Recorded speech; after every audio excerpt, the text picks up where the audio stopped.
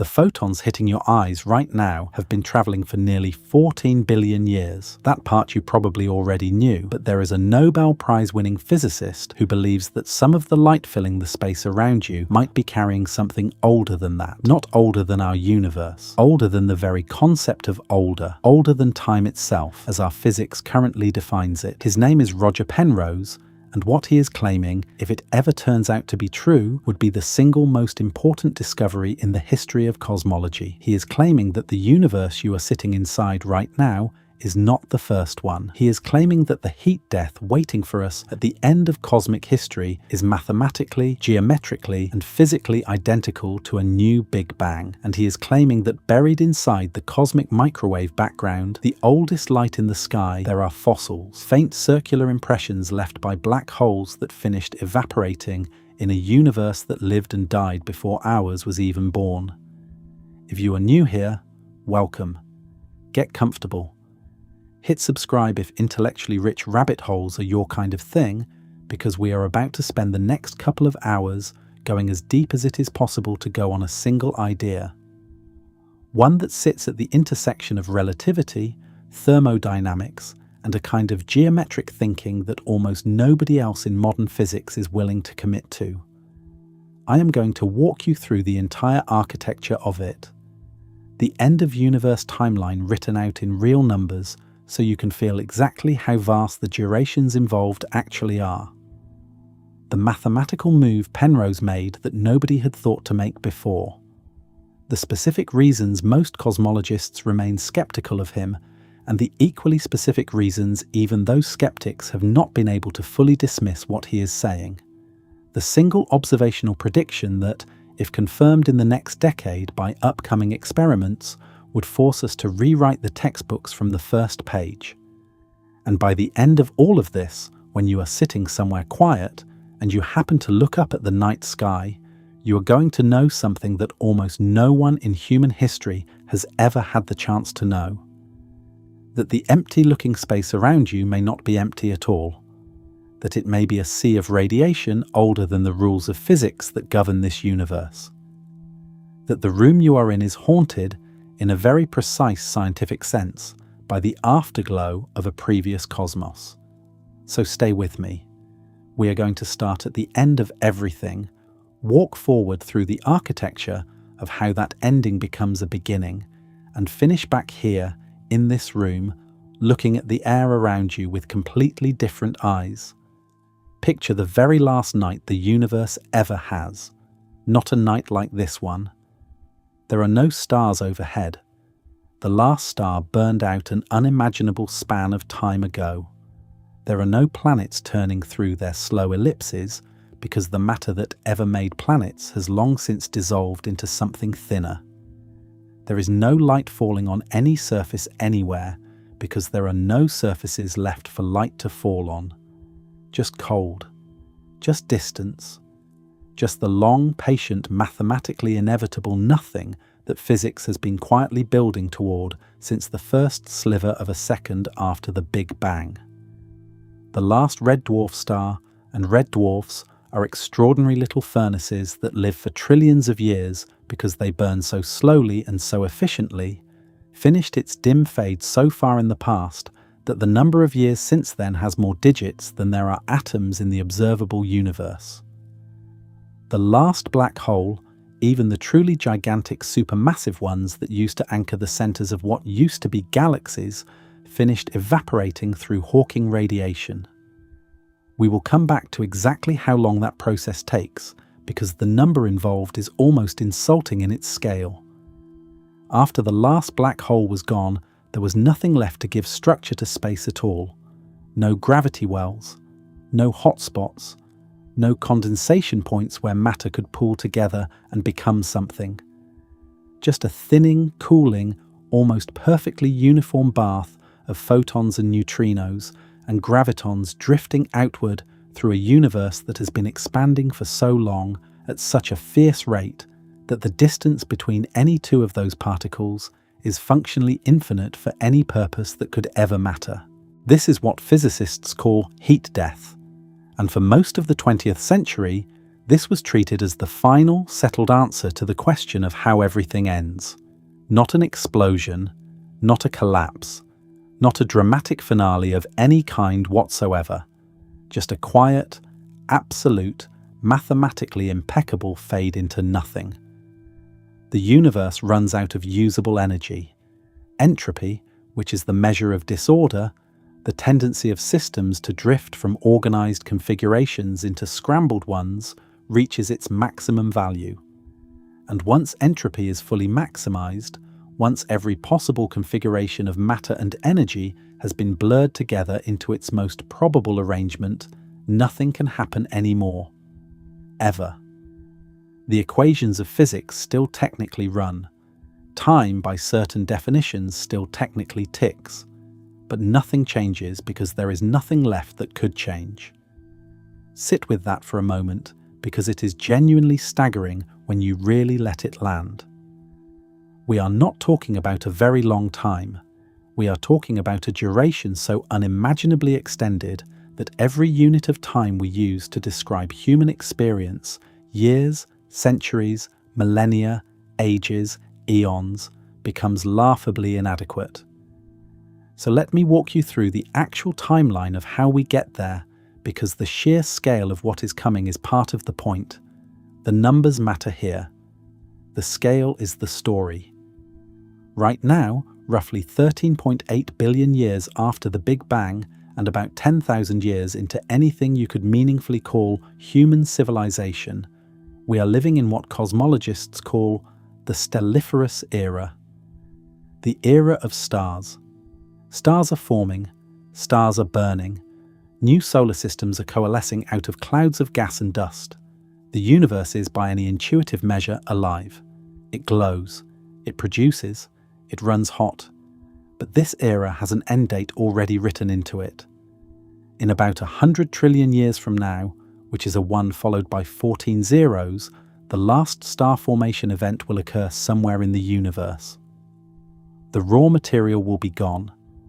The molecular clouds that gravity normally compresses into new protostars will have been either used up or dispersed too thinly to ever collapse again, and no new stellar ignition will be possible. The last stars that exist at that point will be the smallest, coldest, most ridiculously fuel-efficient ones. Red dwarfs. They burn so slowly and so carefully that a red dwarf with a tiny fraction of our sun's mass can live for trillions of years on its own, outlasting the entire history of the universe up to this point many times over, but even they eventually go dark. By around 100 trillion years from now, the last red dwarf flickers out and the stelliferous era ends. What comes after is called the degenerate era. The universe at that point is populated almost entirely by stellar remnants. White dwarfs slowly cooling toward absolute zero, neutron stars spinning down, black holes growing slightly fatter on anything that wanders too close. This era lasts an almost absurd amount of time. White dwarfs cool over spans measured in the quadrillions of years, eventually becoming black dwarfs, which are cold, inert stellar corpses that do nothing but drift and slowly fade into invisibility. Over even more unimaginable spans, if proton decay is a real process, which we have never actually observed, and which is its own fascinating open problem in physics, then even the protons inside ordinary atoms eventually fall apart. The theoretical lifetime of a proton in some grand unified theories is roughly 10 to the power of 36 years.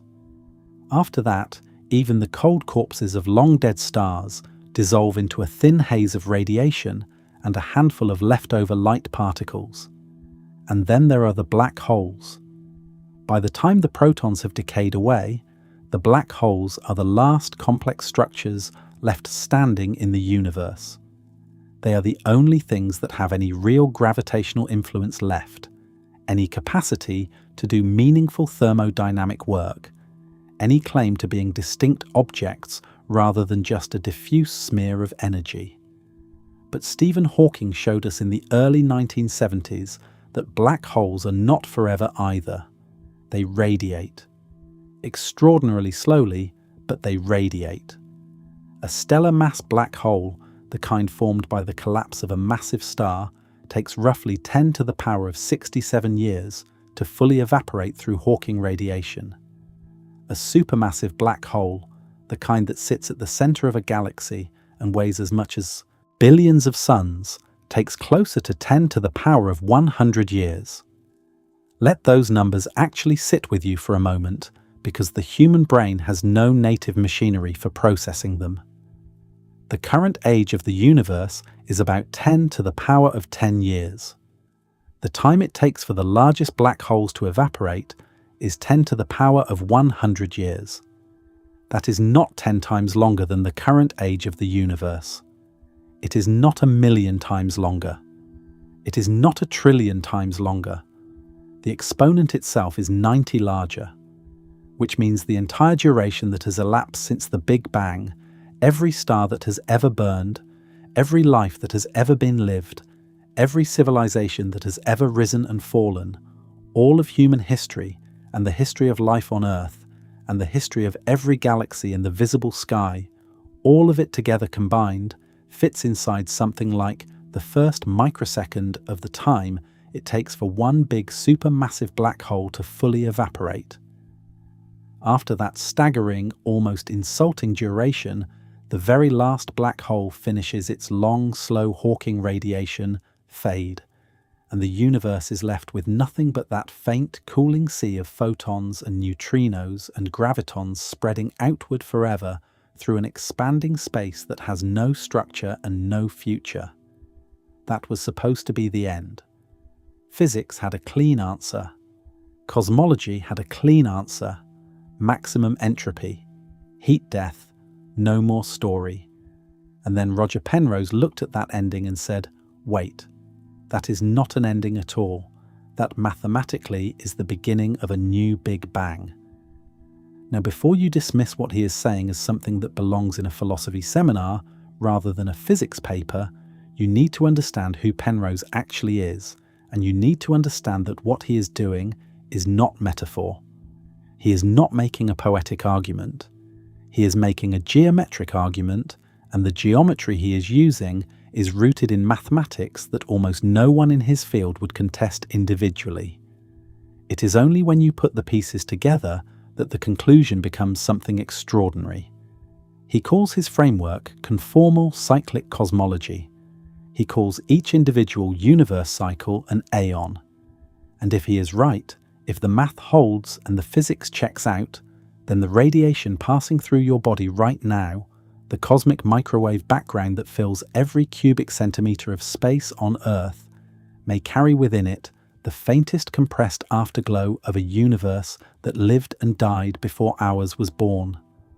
A fossil record of an entire previous cosmic history, written in the temperature fluctuations of the sky above your head. But to understand how he got there, we need to start with a problem that has been sitting at the foundation of cosmology since the very beginning. A problem most physics courses skip past because it is uncomfortable and does not have a clean resolution. It is the problem that pushed Penrose toward this whole framework in the first place. And it has to do with the fact that heat death, as an ending, is not actually the universe disappearing. It is the universe continuing forever in a state where absolutely nothing happens. Think about what that actually means for a moment, because most casual descriptions of heat death gloss over it. The equations of physics keep running. Time, by some definitions, keeps ticking. Space keeps expanding. The photons in that final radiation bath keep travelling outward eternally. But nothing changes. No complexity ever forms. No information is processed. No event of any kind occurs because every event in physics requires an energy gradient. A difference between hot and cold, between ordered and disordered, between high pressure and low pressure. And heat death is defined precisely as the state where all such gradients have been erased. You cannot have a fire without something to burn and somewhere for the heat to go. You cannot have any process of any kind without a difference to drive it. And heat death has, by definition, eliminated all such differences permanently. So the universe does not end, it just becomes, for all practical and physical purposes, dead, while technically continuing. And the forever in that sentence is not a casual rhetorical flourish. It is a literal forever. An infinite duration of absolutely nothing happening in a space that keeps expanding into regions no photon will ever reach. If you are the kind of person who finds that deeply unsatisfying, you are in extremely good company. Physicists have a sort of professional discomfort with this idea that they tend to dress up in more formal language, but the discomfort itself is genuine and structural. The technical version of the unease goes like this. The equations of physics are extraordinarily good at describing evolution. Given an initial configuration of matter and energy, they can tell you, in principle, every subsequent configuration. They handle the next moment perfectly. But they have almost nothing to say about why the initial configuration was what it was, rather than something else entirely.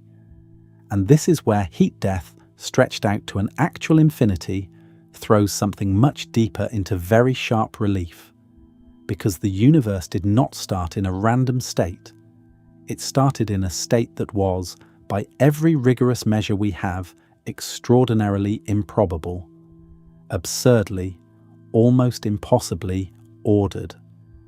And a physics that can tell you what happens next, but cannot explain why the story started in the way it did, has a serious gap in its foundations. The thermodynamic arrow of time. The reason your coffee cools down and never spontaneously reheats. The reason eggs break but never unbreak. The reason the past is fundamentally different from the future.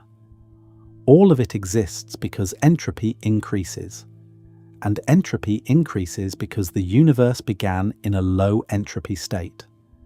The past is ordered and the future is disordered because we started from a point of extreme order. But here is the question that an infinite heat-death future throws into sharp relief.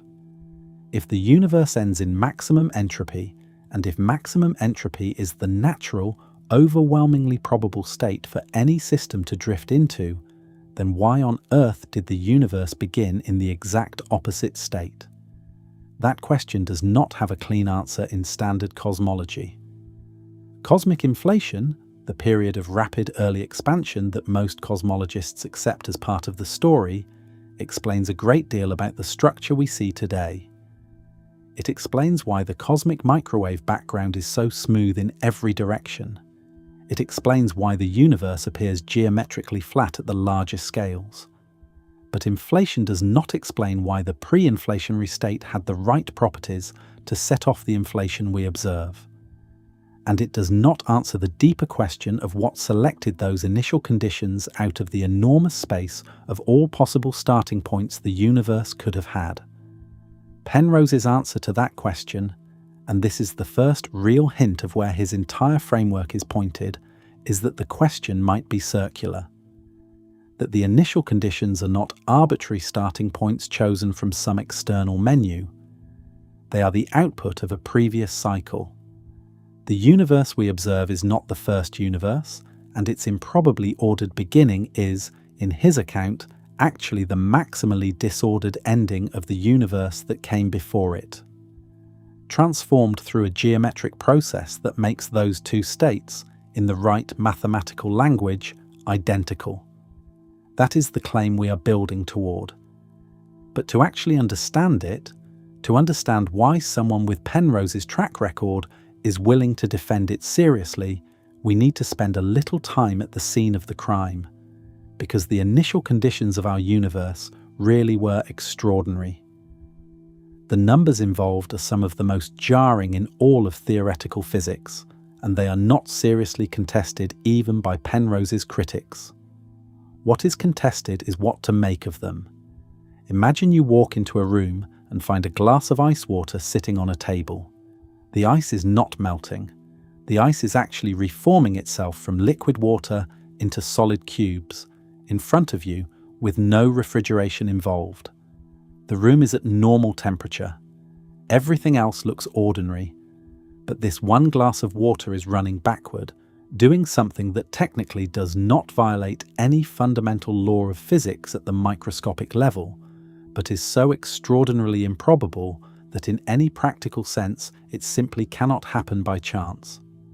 That room is approximately the level of improbability at which our universe began, except larger by an amount that makes the glass of ice water look like a guaranteed certainty. The Big Bang did not start in a disordered state. It started in a state of extraordinary, almost incomprehensible order. And most people find this counterintuitive at first, because when you describe the Big Bang, extreme heat, extreme density, everything compressed into a point, it sounds chaotic. It sounds like the most disordered thing imaginable. But thermodynamic disorder is not about how hot or dense something is. It is about how many microstates correspond to the macroscopic configuration you are observing. How many different microscopic arrangements would look the same from the outside? And the early universe, despite its apparent ferocity, was in a configuration that corresponded to an absurdly tiny number of possible microstates. Penrose worked the numbers on this himself, and the figure he came up with is among the most jarring quantities in all of physics.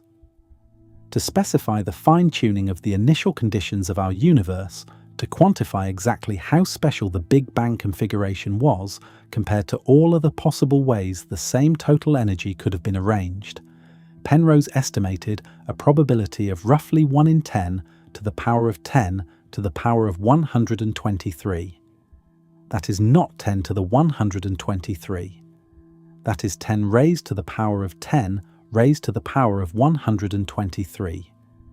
It is a number so large that if you tried to write its digits out at 1 digit per atom, the number itself would be vastly larger than the observable universe. There is no analogy that does this number justice. It is simply beyond the scale of anything that can be physically instantiated as a written quantity. What this tells us is not that the universe was lucky. It tells us that the universe began in a configuration so special, so far from generic, that luck is not even a meaningful frame for thinking about it.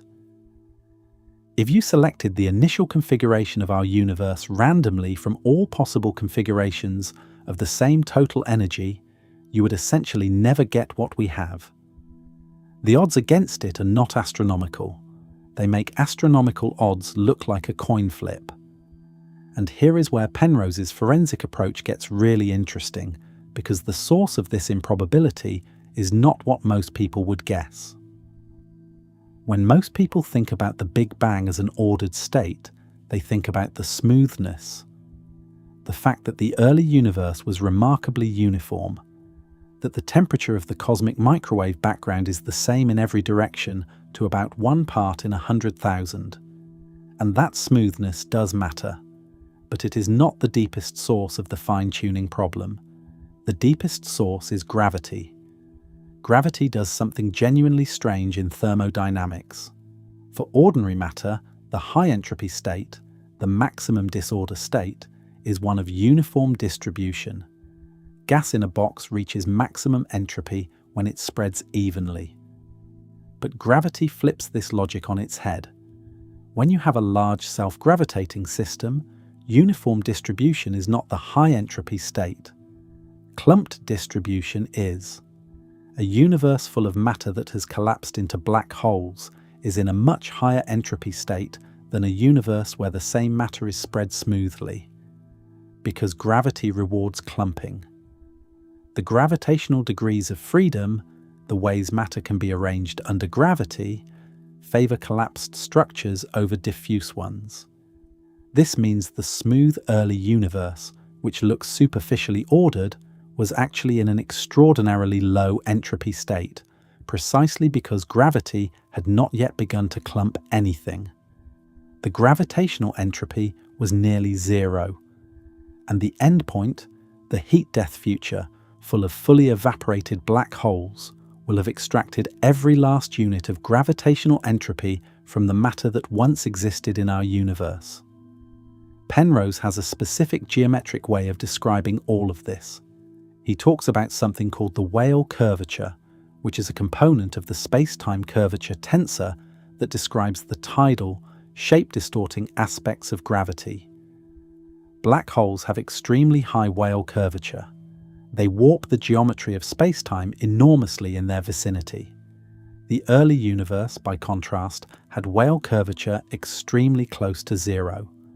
Penrose's Weyl curvature hypothesis, which he has been advocating for decades, states that the initial singularity of any universe must have Weyl curvature equal to or very close to zero, and that this is precisely what defines the special low entropy beginning state that the entire thermodynamic arrow of time depends on for its existence. Now, there is something critical to make clear here. Inflation, the standard cosmological story for how the early universe got so smooth, does an extraordinary job of explaining observational data. The predictions of inflationary models match the cosmic microwave background measurements with remarkable precision. Most cosmologists support inflation, and Penrose does not deny that it works observationally. His argument is more foundational. Inflation does not explain why the pre-inflationary state had the right properties to produce the inflation we observe. And it does not change the overall entropy accounting. You still need an extraordinarily special initial configuration to get inflation off the ground in the first place. You have shifted the problem one step back. You have not solved it. This is genuinely an ongoing debate. Physicists like Alan Guth and Andrei Lind, the architects of inflationary cosmology, would contest that framing.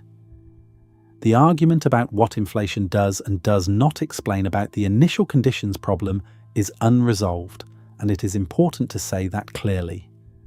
But the entropy accounting Penrose is doing, the actual calculation that the Big Bang began in a 1 in 10 to the 10 to the 1, 123 configuration, that arithmetic itself is not seriously disputed.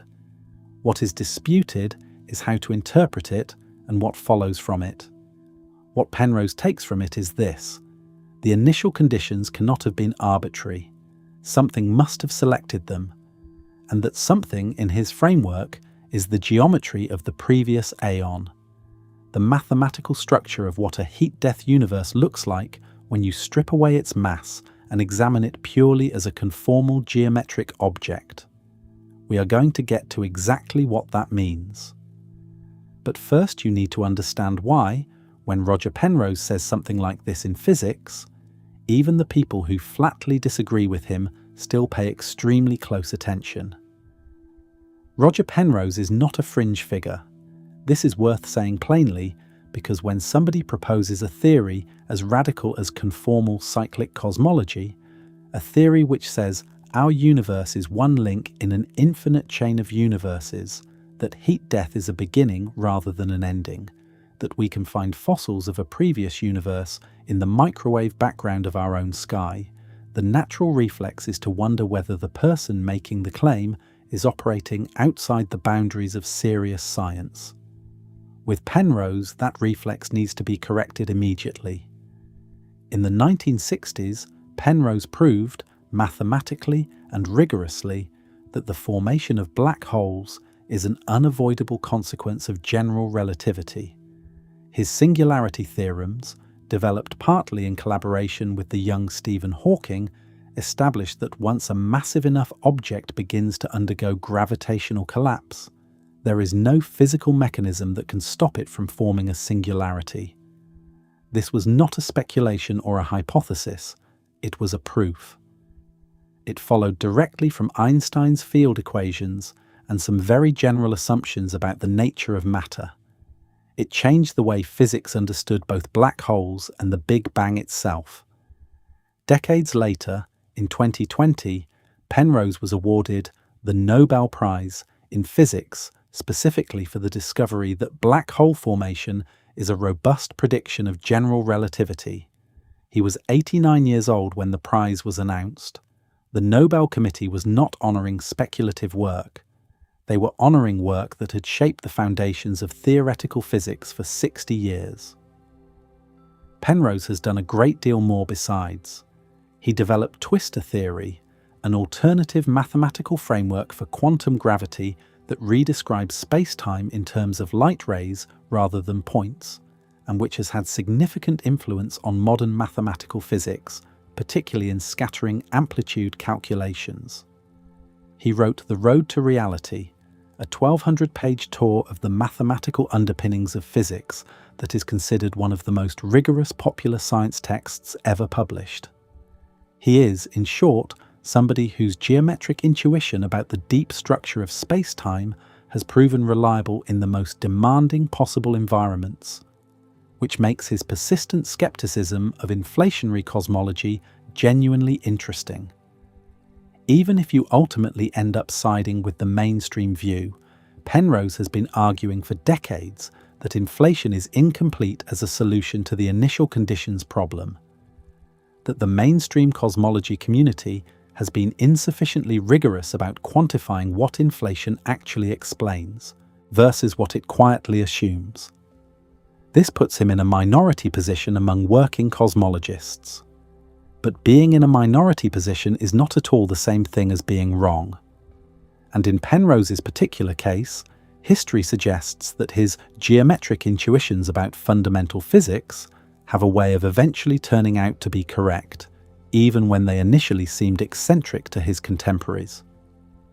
Conformal Cyclic Cosmology was laid out in full in his 2010 book Cycles of Time, and it has been generating controversy and serious physics papers ever since.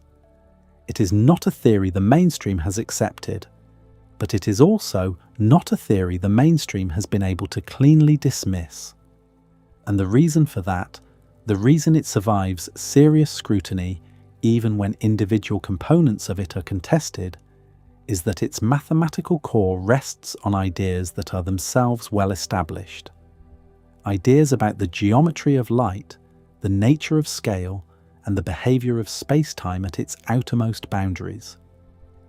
One of those ideas is so simple and yet so deeply strange that it is worth spending real time on it before we go anywhere else. It has to do with the fact that light, in a very precise and technical sense, does not experience time at all. Here is something that special relativity tells us that most people know in the abstract, but have probably never really sat with long enough to feel the full weight of. Photons, individual particles of light, do not experience time.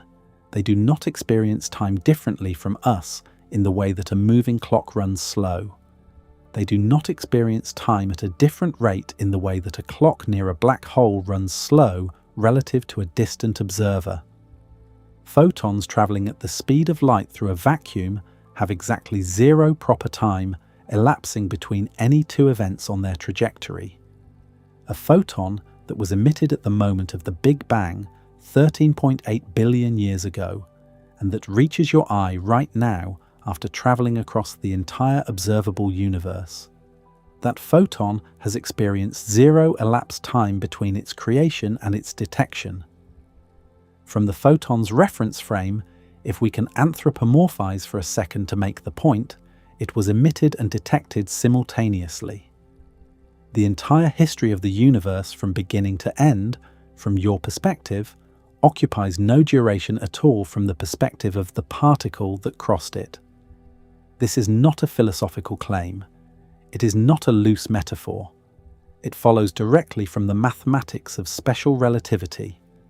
Specifically, it follows from the definition of proper time, which is the time measured by a clock that travels along with an object through space-time. The time recorded on a watch strapped to that object's wrist. For massive objects moving at less than the speed of light, proper time is always positive. It always accumulates. But the formula for proper time involves a term that depends on velocity relative to the speed of light. And at exactly the speed of light, that term collapses to zero. Proper time stops accruing entirely. It is not slowed, it is gone. This means photons have no internal clocks. They cannot, in any meaningful physical sense, experience duration. A photon does not age. A photon does not tick. A photon carries no watch. Now ask yourself, why does this matter for a theory about the end of the universe? It matters because of what the far future of our universe is actually made of. After all the black holes have evaporated, after every massive particle has either decayed or been absorbed, the universe consists almost entirely of photons, radiation, light, particles moving at the speed of light, which by definition experience zero proper time, which means the universe in its final state has lost all of its internal timekeepers. The clocks are gone, not metaphorically gone, not symbolically gone. Physically, thermodynamically, irreversibly gone. The only things left are entities that the equations of physics describe as experiencing no proper time between events. This is not a small technical detail. This is the crack in the wall through which Penrose's entire theory enters. If you want to define time, physically, operationally, not just as a coordinate in some equation, but as something that can actually be measured by something inside the universe, you need a clock. And a clock requires a massive object traveling along a time-like trajectory through space-time. A clock requires something that accumulates proper time, something that can compare the reading at one moment to the reading at another. A universe made entirely of radiation has, by the fundamental rules of special relativity, no capacity whatsoever to measure time. Not because the clocks have been misplaced, because the physical conditions that allow clocks to exist have ceased to apply. And here is where the first hint of the strange symmetry at the heart of conformal cyclic cosmology starts to peek through, though you may not see it in full resolution yet. The early universe, in the fraction of a second after the Big Bang, when temperatures were high enough that all particles were effectively massless, when the energy scale was so extreme that the Higgs mechanism had not yet given any particle its mass, that universe also had no effective clocks. The electroweak symmetry was unbroken, the particles were massless, and the physics of that moment was, like the physics of the far future, essentially timeless. Two universes without clocks, one at the beginning of the story and one at the end. And if the physics at both ends is structurally the same, if both are dominated entirely by radiation, both are effectively timeless, both exist in a regime where mass plays no role and scale has no physical meaning, then maybe these two ends are not as different as they look from the outside. Maybe, in the precise geometric language of conformal transformations, they are the same thing, but we are getting ahead of ourselves. Before we can follow Penrose through the mathematical move where he stitches end to beginning, we need to understand more carefully what it means for scale itself to disappear. Because when there are no clocks, something else vanishes with them. And what vanishes is the very concept of size. Let me be more precise about what it means to say that the far future of our universe is timeless, because this idea carries more structural weight than it might initially seem to. Time in physics is not just a coordinate. It is not just a number you assign to events so you can order them. Physically, operationally, time is whatever a clock measures. That sounds circular until you actually define what a clock is, and then it becomes something genuinely profound. A clock is any physical system that cycles or evolves in a regular, reproducible way, such that counting cycles gives you a measure of elapsed duration, a pendulum swinging, an atomic transition oscillating, a quartz crystal vibrating, a pulsar spinning on its axis. All of these are clocks because they have massive components undergoing regular motion along time-like trajectories through space-time. The word time-like is technical but important. Trajectories through space-time are divided into two main categories. Time-like trajectories, the paths of massive objects, which always accumulate proper time and always move at speeds less than that of light. And light-like or null trajectories, which photons travel along, where proper time does not accumulate at all. The ability to define time intervals, To say that 2 seconds or 2 billion years have passed requires the existence of systems following time-like trajectories. It requires mass. In the far future universe, after the last black hole has fully evaporated and the last massive particle has either decayed or been radiated away, there are no time-like trajectories left to ground a measurement on. Everything is light-like. The universe has become a medium in which only the photon's version of existence is even possible. And in that medium, the concept of elapsed time loses its physical grounding entirely. You might wonder whether this matters in any practical sense. After all, time as a coordinate still exists in our equations. We can still write down equations of motion. We can still, technically, call one moment earlier than another. But here is the subtlety. Without physical clocks, there is no way to calibrate those equations to anything real. The equations contain a time variable, but that variable refers to nothing that can be measured from inside the universe. It becomes a ghostly placeholder, mathematically present, physically empty, and the same fate befalls something else.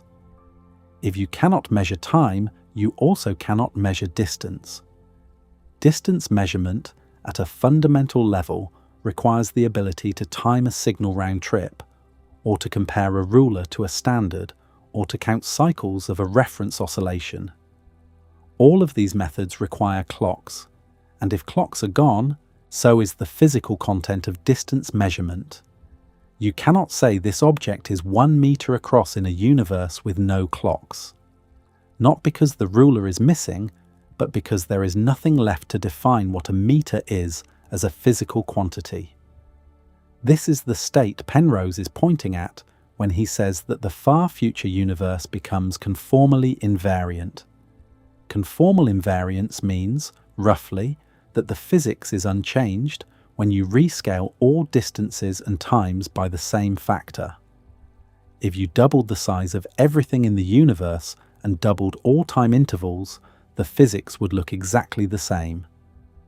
This sounds like an abstract mathematical property, but in the radiation-dominated far future, it becomes a physical reality. There is genuinely no measurement you could perform inside that universe that would let you distinguish between a universe of a given size and the same universe scaled up by a factor of 1,000,000. Because the only objects available to perform measurements with are photons, and photons carry no scale information. This is the thread that runs through the central claim of conformal cyclic cosmology. If the far future universe is conformally invariant, if it has lost all sensitivity to absolute scale, and if the Big Bang is also, in the appropriate mathematical sense, conformally invariant, then there is a geometric language in which these two states are the same, not similar, not analogous. Identical in the sense that a conformal transformation can map one onto the other exactly. And if that mapping is mathematically clean, then the question of whether heat death is a termination or a transition becomes a question of which side of a conformal boundary you happen to be standing on. But we are still laying the foundation. To understand how a conformally invariant far future can map cleanly onto a conformal Big Bang, we need to understand what the far future actually consists of physically, and why the long process of arriving there, the slow cosmic death through black hole evaporation, produces exactly the kind of radiation sea that the theory requires. There is a thought experiment that makes conformal invariance feel real rather than abstract, and it is worth working through slowly. Imagine two universes. In the first one, every particle, every distance, every wavelength of radiation has been scaled up by a factor of 1,000,000 compared to the second one. The distances between galaxies are 1,000,000 times larger. The wavelengths of every photon are 1,000,000 times longer. Every physical length is uniformly inflated by that same factor. Now ask yourself the question, is there any physical measurement you could perform inside one of these universes that would let you figure out which one you are in? For a universe containing massive objects, the answer is yes. A massive object has a Compton wavelength, which is a quantum mechanical length scale set by its mass. And that length scale does not scale up just because the universe is bigger. Electrons have a fixed mass and therefore a fixed Compton wavelength. And if you compared that wavelength to the size of the universe, you would get a number that is different in the two universes. Mass gives you an absolute scale reference. Mass is, in a very deep sense, what makes size meaningful. But in a universe with no massive particles, a universe that contains only photons, there is no Compton wavelength to refer back to. There is no fixed length scale that persists independently of the overall scaling of the universe. Every length in the photon bath scales together when you apply a conformal transformation, and the physics is completely unchanged. The two universes, the big one and the small one, are for all physical purposes identical, not similar, not analogous. Identical in the sense that no experiment performed inside either one could ever distinguish them. This is what conformal invariance means in practice. And Penrose's claim is that this is precisely the state the far future universe reaches. A state where the very concept of scale becomes physically empty because there are no massive objects left to define it. The early universe was, for very different reasons, in a similar state. In the first tiny fractions of a second after the Big Bang, temperatures were so extreme that the thermal energy of particles vastly exceeded the rest mass energy of any particle species.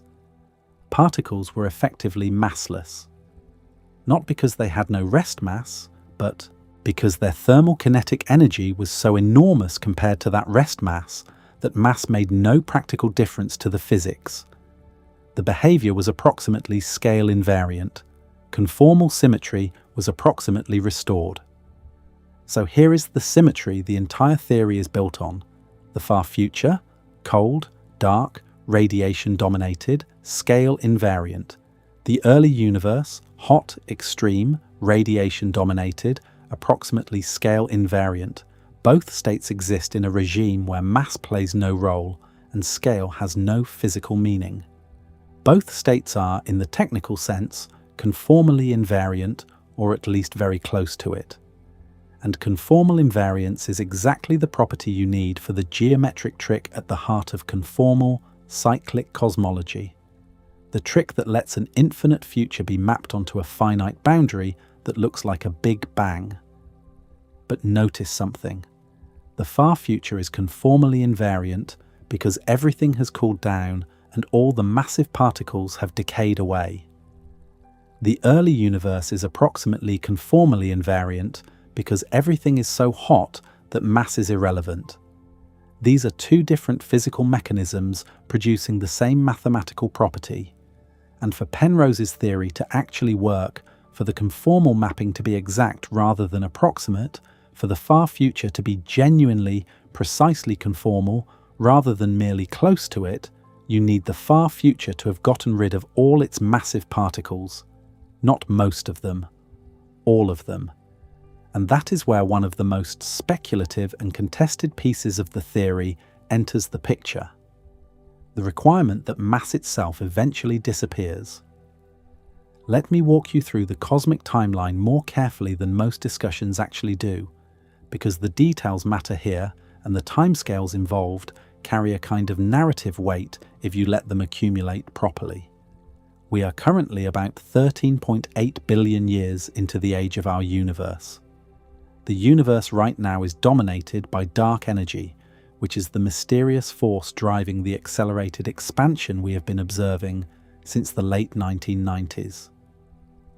Ordinary matter, the stuff that stars and planets and people are all made of, accounts for only about 5% of the total energy content of the universe.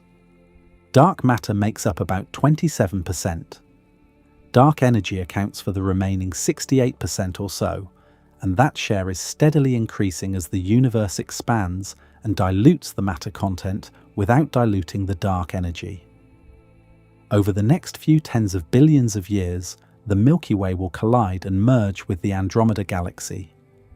local galaxy groups will collapse under their own gravity and become single large galaxies, while the wider cosmological structure beyond those groups expands away into the distance.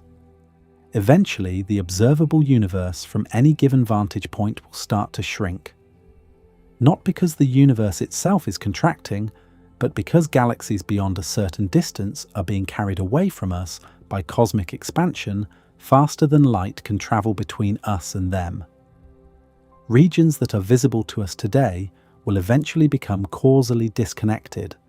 They will pass beyond what is sometimes called the cosmological event horizon and become permanently unreachable, even in principle.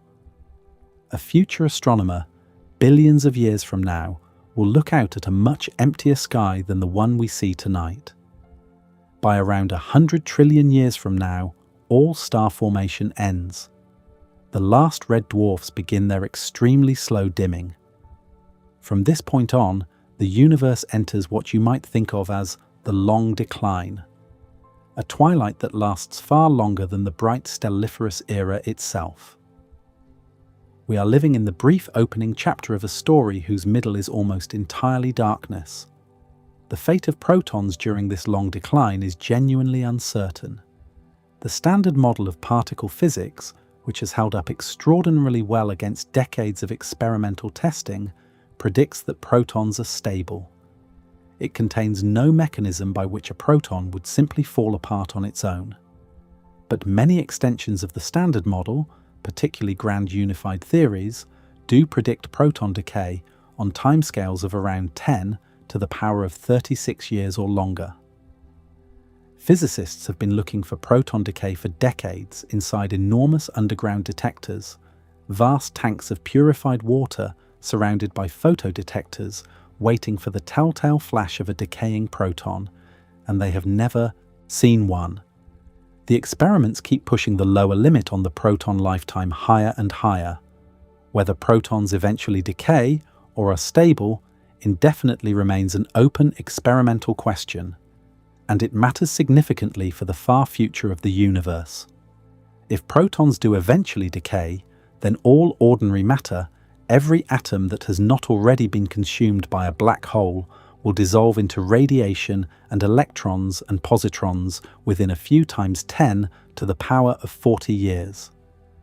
If protons do not decay, then white dwarfs and neutron stars persist as cold solid objects essentially indefinitely, although they still lose mass over even longer timescales through quantum tunneling processes that allow their atomic nuclei to slowly rearrange themselves into iron in a process sometimes called pycno-nuclear fusion.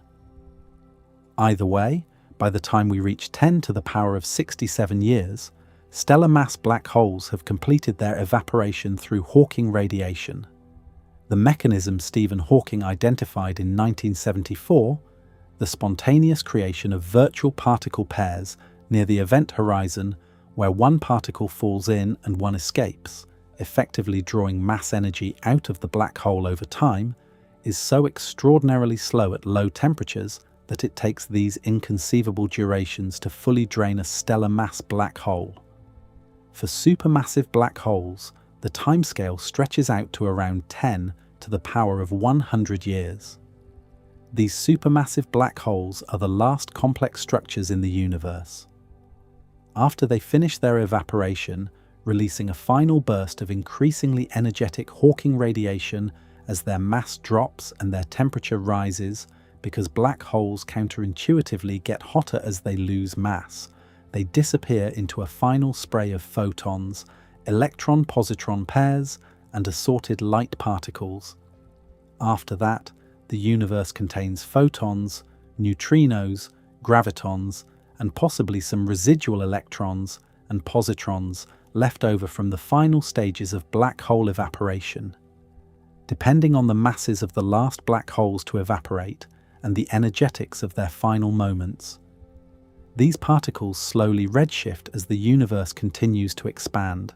Their energies drop, their wavelengths grow, they become more dilute, they become colder, they become, in the limit, indistinguishable from a perfect thermal bath at a temperature approaching absolute zero. This is the physical state Penrose needs to examine conformally. A radiation-dominated, nearly massless, scale invariant sea. But notice the word nearly. The state is almost conformally invariant, but not quite. Because neutrinos, if they have mass, and the experimental evidence strongly suggests that they do have at least small masses, although the exact values are still not fully pinned down, are massive particles. And massive particles break conformal invariance, and so do any residual electrons and positrons left over after the final black hole burst.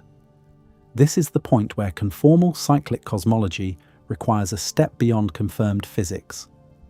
Penrose speculates, and he is openly clear that this is speculation beyond the standard model, that in the extreme far future, the masses of all particles might eventually go to zero. That the Higgs field, which is what gives fundamental particles their masses through the mechanism of electroweak symmetry breaking, might relax back to a symmetric state over cosmological timescales. This is not predicted by the standard model. It is speculative physics, but it is physically motivated speculation, not arbitrary hand-waving. And it connects to genuine, unresolved open questions in fundamental physics about the stability of the Higgs vacuum and the long-term behavior of quantum fields in a universe that has been expanding for an unimaginable span of time. So let me explain what this part of the theory actually rests on, because it is the most speculative piece and it deserves a clear-eyed look. Mass is not an intrinsic property of particles in the way that electric charge or quantum spin is. This is one of the genuinely profound things the Higgs mechanism told us, and it still sounds strange even after you have heard it dozens of times. Before the discovery of the Higgs boson at the Large Hadron Collider in 2012, the idea that mass was a dynamically generated property, that particles acquired their masses through their interactions with a quantum field permeating all of space, was theoretical. After 2012, it became confirmed physics. The Higgs boson is real. The Higgs field is real, and the masses of the fundamental particles, the W and Z bosons that carry the weak force, the quarks that make up protons and neutrons, the charged leptons like the electron, all of them arise from those particles' interactions with the Higgs field. In the very early universe, above a certain temperature threshold, the Higgs field was in what physicists call its symmetric phase. In that phase, the average value of the field was zero, or more precisely, the symmetry that the field eventually breaks had not yet been broken, and none of the particles that interact with the Higgs had any mass at all. The universe was in an electroweak symmetric state. All the particles were effectively massless, and the physics was conformally invariant to a very good approximation. Then, as the universe cooled through a phase transition, the Higgs field settled into its current configuration. The symmetry broke. Particles acquired mass. This is called the Higgs mechanism, and it is one of the central pillars of the entire standard model. Now here is the piece that cracks open the door to Penrose's speculation. The Higgs field has not settled into just any configuration. It sits in what physicists call a potential well, a particular configuration of field energy that corresponds to a local minimum. But the question of whether this minimum is actually the absolute lowest possible energy state, the true vacuum, or just a local minimum with a deeper true vacuum waiting somewhere else in field space, has genuinely profound implications for the long-term stability of the universe. In 2012, when the Higgs boson was discovered with a measured mass of around 125 gigaelectronvolts, that measurement placed us in a particularly interesting situation. Running the renormalization group equations of the standard model forward, essentially calculating how the Higgs potential behaves at higher and higher energies, the current consensus is that our universe is in what is called a metastable vacuum, not quite the true vacuum, a very deep local minimum, stable on cosmological timescales, but not necessarily the deepest possible state. What this means in principle is that a quantum fluctuation, a random tunneling event somewhere in the universe, could nucleate a bubble of true vacuum. That bubble would then expand outward at the speed of light, converting the metastable vacuum of our universe into the true vacuum as it went. Inside the bubble, every particle's mass would change. The laws of physics as we know them would be different on the other side of the bubble wall. This is the vacuum decay scenario, and it is a genuine theoretical possibility within the Standard Model itself, although the estimated timescale for spontaneous vacuum decay under ordinary conditions is vastly longer than the current age of the universe. So vastly longer that it is not, by any reasonable measure, a practical concern for anyone alive today. Now, Penrose takes this idea one step further. He speculates, and he is clear that this is speculation beyond what is currently established, that in the extremely far future of the universe, after all the black holes have evaporated, the Higgs field may gradually relax back toward its symmetric state. Not through a violent vacuum decay event, but through some gentle, long timescale process that allows the field to slowly drift back towards zero, restoring electroweak symmetry, allowing particle masses to vanish. If this actually happened, then the residual leptons and neutrinos left over after black hole evaporation would gradually lose their masses. The universe would transition from being approximately conformally invariant to being exactly conformally invariant. Scale invariance would be fully restored, and the physics of the far future would become mathematically identical in its conformal structure to the physics of the very early universe before electroweak symmetry was broken. Let me be completely clear here. This is not confirmed physics. The Standard Model does not predict this. There is no established mechanism by which the Higgs field would relax back to its symmetric state on cosmological timescales under normal conditions. This part of conformal cyclic cosmology requires physics beyond what we currently have evidence for. Penrose acknowledges this openly. It is the most speculative component of the entire framework, and yet it is also not arbitrary fantasy. It is tied to real open questions about Higgs vacuum metastability and the long-term behavior of quantum fields in an eternally expanding universe. Whether those open questions resolve in Penrose's favor is genuinely unknown. What matters for the central logic of the theory is this: if mass really does eventually disappear in the far future, then the end state of the universe is exactly conformally invariant. Scale loses all physical meaning, and a conformal transformation can, in principle, map that final state onto the beginning of a new universe. The question is whether the mathematics of that mapping actually works, and whether it produces something that genuinely looks like a Big Bang. Answering that question requires a mathematical development that Penrose did not work out entirely by himself. It required a collaborator named Paul Todd and a technique called conformal compactification and a reinterpretation of what the Big Bang singularity actually is when you look at it geometrically. But before we get to Todd's contribution, take a moment to notice the strange symmetry that has been building under the surface of everything we have just talked about. The two ends of cosmic history look completely different in ordinary terms. The beginning is hot, dense, small. The energies are extreme. The temperatures are billions of degrees. The density of matter and radiation is incomprehensible by any everyday standard. The end is cold, empty, effectively infinite in extent. Temperatures approach absolute zero. The density of anything is vanishingly small. These two states look like each other's opposites in every way you might naively measure them. But in the language of conformal geometry, a language that pays attention only to angles and the causal structure of light cones, not to distances or durations, these two states have something striking in common. Both are dominated by radiation. Both are scale invariant, either exactly or approximately. Both are states in which mass plays no essential role. Both are states in which the concept of absolute size has no physical grounding. And both are, in the technical sense, conformally simple states. States where the conformal structure is clean and well-defined in a way that the matter-dominated universe sitting between them is not. This is the mirror at the heart of conformal cyclic cosmology. The early universe and the late universe are, in conformal terms, reflections of each other. Not in the sense that the same events happen in reverse. Not in the sense that history repeats.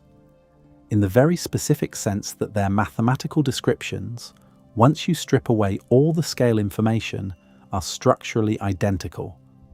And if that structural identity is real, if it is not just an approximate similarity, but an exact conformal equivalence, then there exists a coherent mathematical framework in which the end of one universe and the beginning of the next are not two separate events. They are two sides of the same conformal boundary. The question is whether the mathematics of general relativity actually permits you to make this identification cleanly. Can you take the infinite far future of one universe and conformally compactify it, compress it into a finite geometric boundary, and then extend space-time through that boundary into the beginning of a new universe? Is that a valid operation in the framework of general relativity and conformal geometry? The answer, it turns out, is yes, at least mathematically. And the person who worked out the technical details is Paul Todd. Paul Todd is a mathematician at Oxford, and in the context of conformal cyclic cosmology, he is the person responsible for the technical heart of the entire framework. The problem he addressed was this. The Big Bang singularity in standard general relativity is treated as a place where the curvature of space-time becomes infinite, where the equations break down, where physics, as we currently formulate it, simply cannot make predictions anymore. It is, in the language of differential geometry, a singularity, a point or surface at which the mathematical machinery of the theory fails. This has always been understood as a fundamental limitation of general relativity. Penrose himself proved, with his singularity theorems, that general relativity inevitably produces these breakdown points whenever matter is concentrated densely enough. The Big Bang is one of them. Black hole interiors are another. But Todd pointed out something subtle and important. There are different kinds of singularities in general relativity, and not all of them are equally pathological. Some are genuine physical breakdown points where the curvature really does diverge in ways that cannot be tamed. Others are what mathematicians call coordinate singularities, or conformal singularities. Places where the equations appear to break down not because the physics is genuinely failing, but because of the coordinate system being used to describe it. The classic example of this kind of false singularity is the apparent singularity at a black hole's event horizon when you describe it in certain coordinates. Switch to different coordinates and the singularity disappears, revealing that it was just an artifact of your choice of mathematical description all along. Todd's insight was that the Big Bang singularity might be a conformal singularity of this second kind. That if you stripped away the scale information, if you looked at the space-time geometry of the Big Bang purely in terms of its conformal structure, its angles and its causal relationships, rather than its distances and its volumes, the singularity might not be a genuine breakdown at all.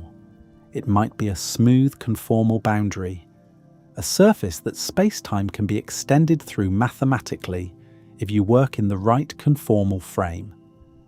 The technical tool for doing this is called conformal compactification, sometimes also referred to as the Penrose diagram technique, extended now to cosmic boundaries.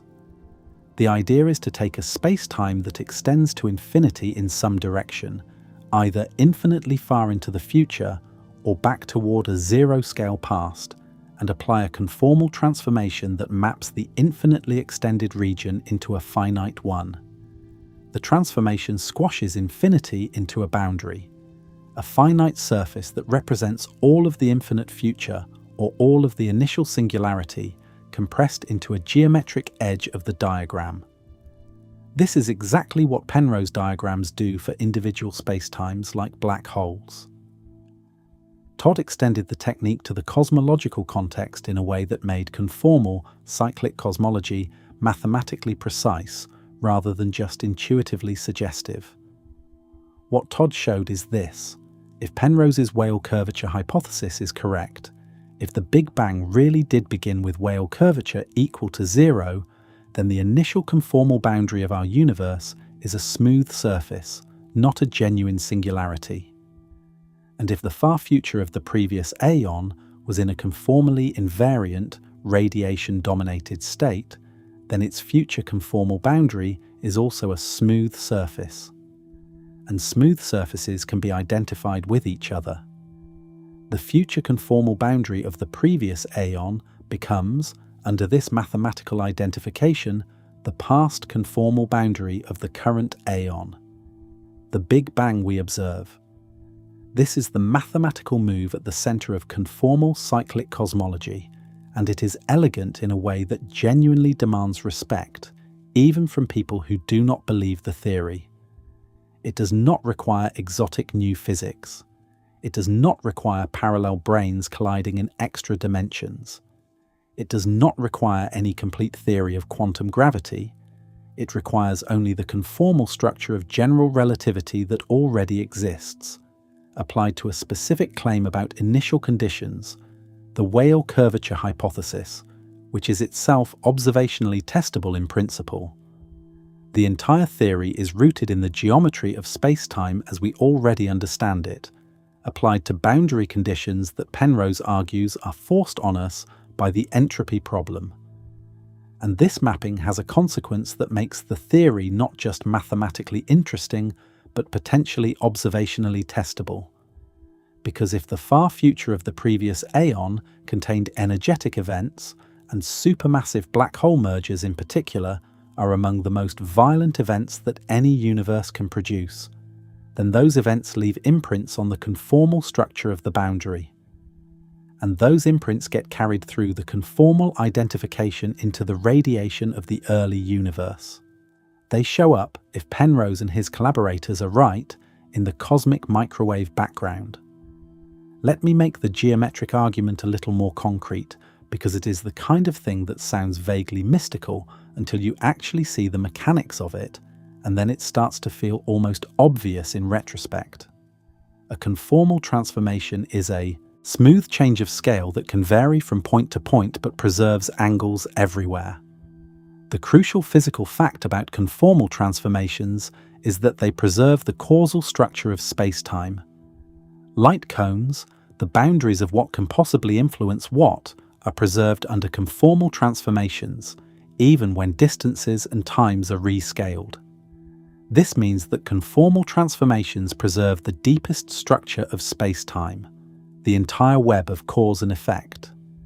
Now picture the universe in its far future, infinite in extent, filled with radiation that has been redshifted to extraordinarily low energies, expanding forever. Apply a conformal transformation that compresses the infinite future into a finite region of your diagram. The endless expansion of the universe gets squashed into a finite boundary surface. The future conformal boundary, which mathematicians call conformal future infinity, sometimes written as script I+. In a Penrose diagram, this appears as a diagonal line or surface at the edge of the diagram, representing the entire infinite future of the universe, compressed into a finite edge you can actually draw on a page. Now picture a Big Bang singularity. In conformal terms, if the Weyl curvature hypothesis holds, and the singularity really is conformally smooth, the initial singularity is also a finite conformal boundary. The expansion of the universe away from the Big Bang, when run in reverse, compresses the entire early universe history into a surface at the very beginning of the diagram. The past conformal boundary. Penrose's claim is that these two surfaces, the future conformal boundary of one aeon and the past conformal boundary of the next, can be smoothly identified with each other, geometrically glued together. The infinite future of Universe 1 becomes the Big Bang of Universe 2, not through some dramatic physical process, but through the simple geometric recognition that they are both smooth conformal boundaries with matching structure. What actually crosses this boundary? Only radiation, only massless fields, photons, gravitons, possibly massless neutrinos. Massive matter, every atom, every star, every galaxy, every black hole that has not yet evaporated, does not survive the transition. Black holes release their mass energy as Hawking radiation during their long evaporation. So by the time the conformal transition occurs, all of that energy has already been converted into the radiation bath. But the detailed information about the specific arrangement of matter, the history of which galaxy was where, which stars formed in what order, which black holes ate what, is encoded in the subtle quantum correlations between photons in that radiation bath, not in any surviving massive objects. And those correlations are, in the Hawking radiation model that mainstream quantum mechanics implies, theoretically present but in practice unextractable. The next aeon begins, from this perspective, not as a point explosion of energy out of nothing. It begins as the conformal continuation of the previous universe's final state through a smooth boundary, with a new effective scale that emerges as the Higgs-like mechanism of the new aeon kicks in. Particles acquire mass again. Conformal invariance is broken again. A new thermodynamic arrow of time is established. A new direction of entropy increase. A new complex history begins to unfold. But before it gets there, before the new aeon develops its rich internal structure, there is a moment at the boundary, the conformal crossing itself, where the physics of the previous aeon imprints itself onto the radiation of the new one. And it is in looking for those imprints that Penrose and his collaborators made the most controversial and the most fascinating prediction of the entire framework.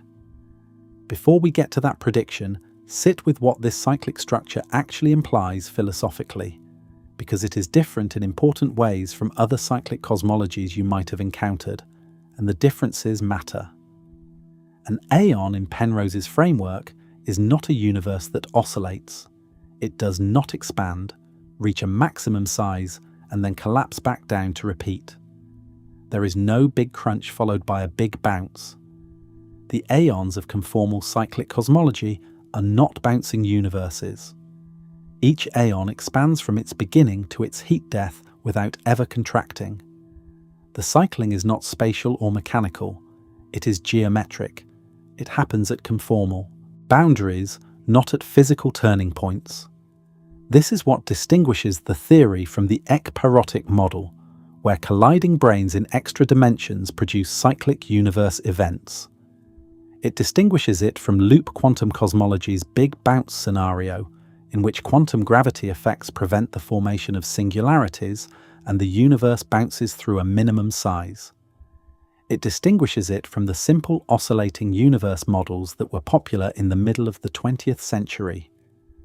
In conformal cyclic cosmology, each aeon is a complete full universe with its own Big Bang, its own history of structure formation, its own stars and galaxies, possibly its own life, eventually its own black holes, eventually its own evaporation, eventually its own conformal flatness, and then its own handoff to the next aeon. The chain extends infinitely backward and infinitely forward. There is no first aeon. There is no last aeon. There was always a universe before this one, and there will always be a universe after the next one. The chain has always been going, and it will never stop. There is no creation event in this picture. There is no moment at which something came from nothing. There is only the endless conformal handoff, universe to universe, each one dying into the beginning of the next. What information actually carries across the boundary? In principle, any radiation that survives all the way to the conformal future infinity of an aeon carries information about events in that aeon, because Hawking radiation, in the modern unitary interpretation that most theoretical physicists now favour, preserves information in the quantum mechanical sense. But there is a critical practical limitation. The information is encoded in the subtle quantum entanglements between specific photons across vast distances. And those correlations, while theoretically present, are so extraordinarily scrambled by the entire history of the aeon that they are for all practical purposes unreadable. The next aeon begins in a state that looks almost perfectly thermal, almost perfectly featureless. Except for one thing, black holes do not evaporate quietly during their final stages, and the mergers of black holes, particularly the mergers of supermassive black holes at galaxy centers, are among the most energetically powerful events in any universe. A single supermassive black hole merger releases more energy in gravitational waves in a fraction of a second than a typical galaxy emits in light over millions of years. Those gravitational wave bursts travel outward from the merger sites, spreading through the universe in expanding spherical shells. And when the universe reaches its conformal future boundary, those concentrations of gravitational energy, diluted by cosmic expansion but still present as specific patterns in the radiation field, get compressed through the conformal identification onto the past boundary of the next aeon. They become, in Penrose's own terminology, Hawking points. Faint circular concentrations of energy in the radiation bath of the early next aeon universe.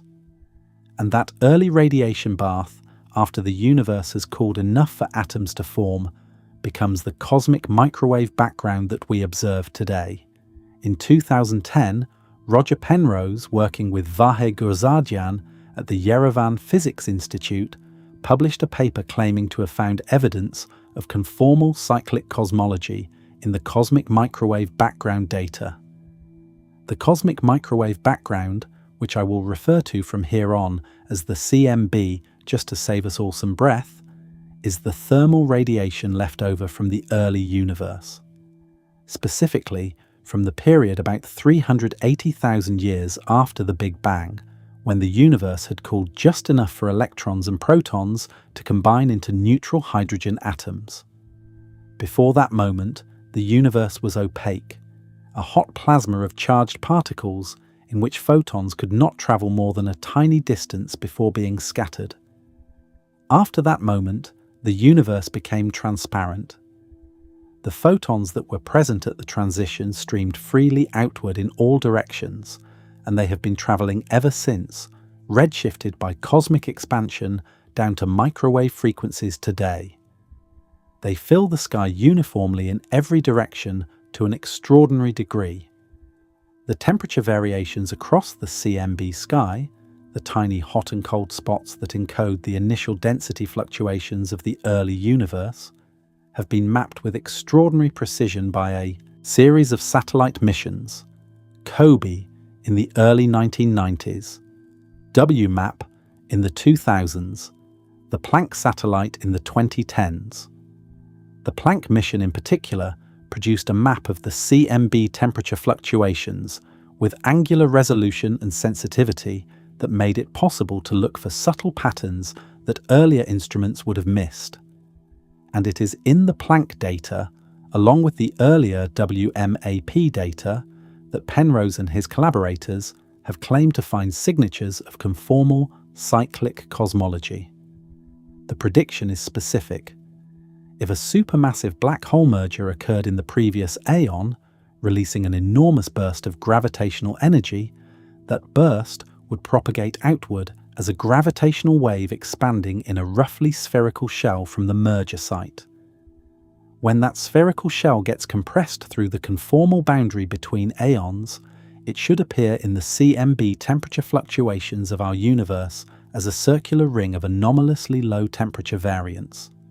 not a hot spot or a cold spot, but a region where the temperature fluctuations are unusually suppressed, unusually uniform, in a circular pattern.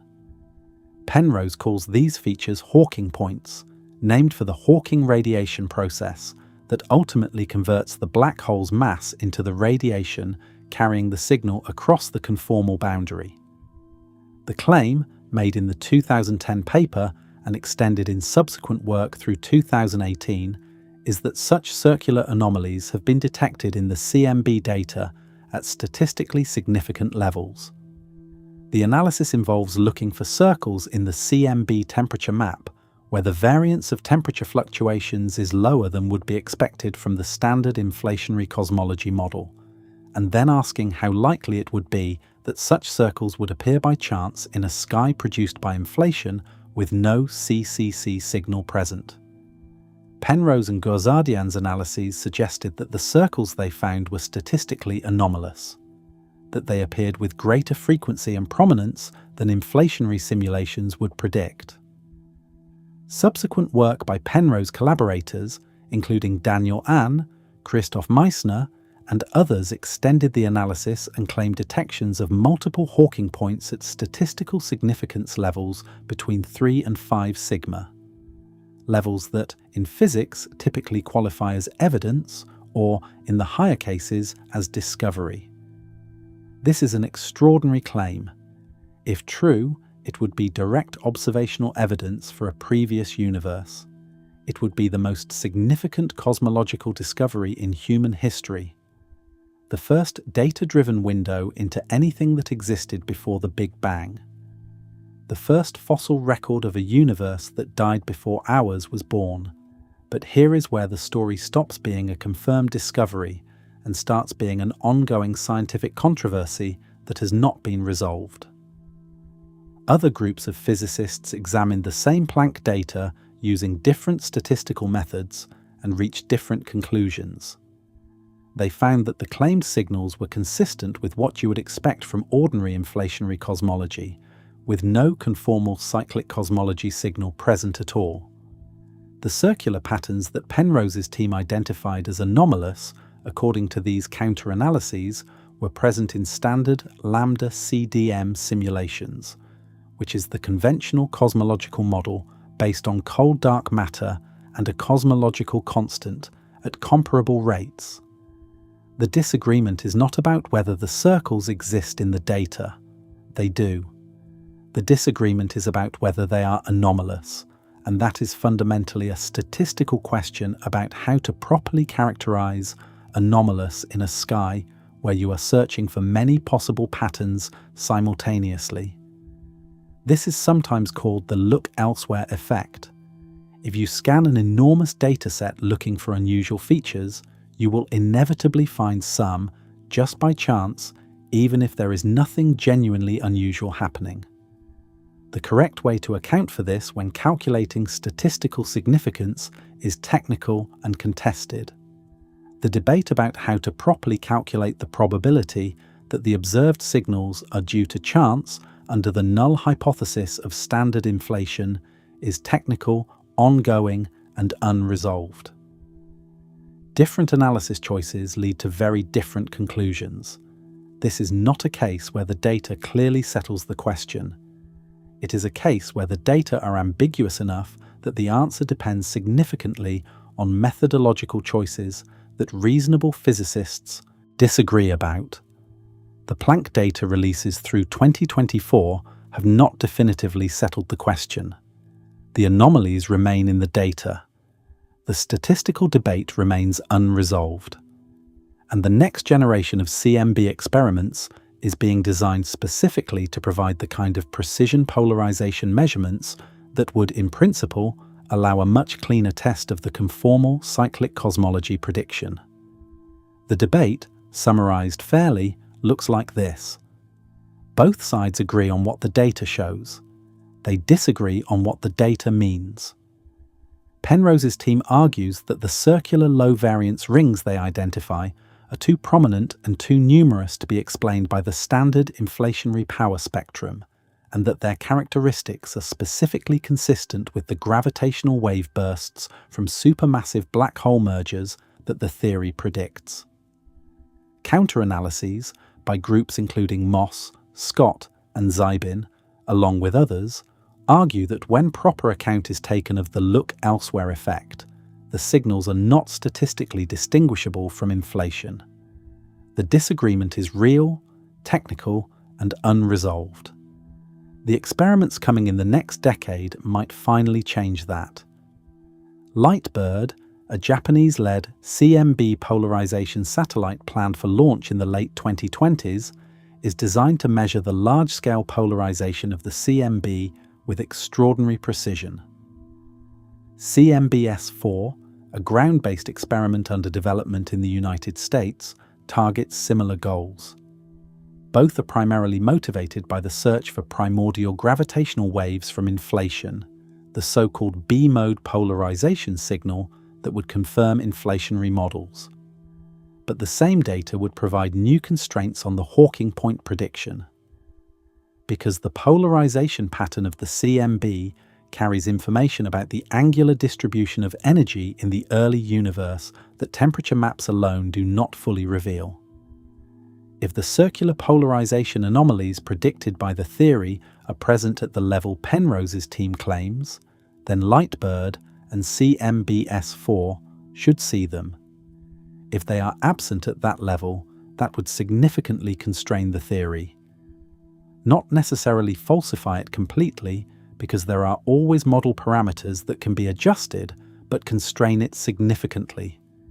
The status of conformal cyclic cosmology in observational cosmology right now is actively contested, not yet falsified, potentially testable with upcoming experiments, not accepted by the mainstream, but not dismissed by it either.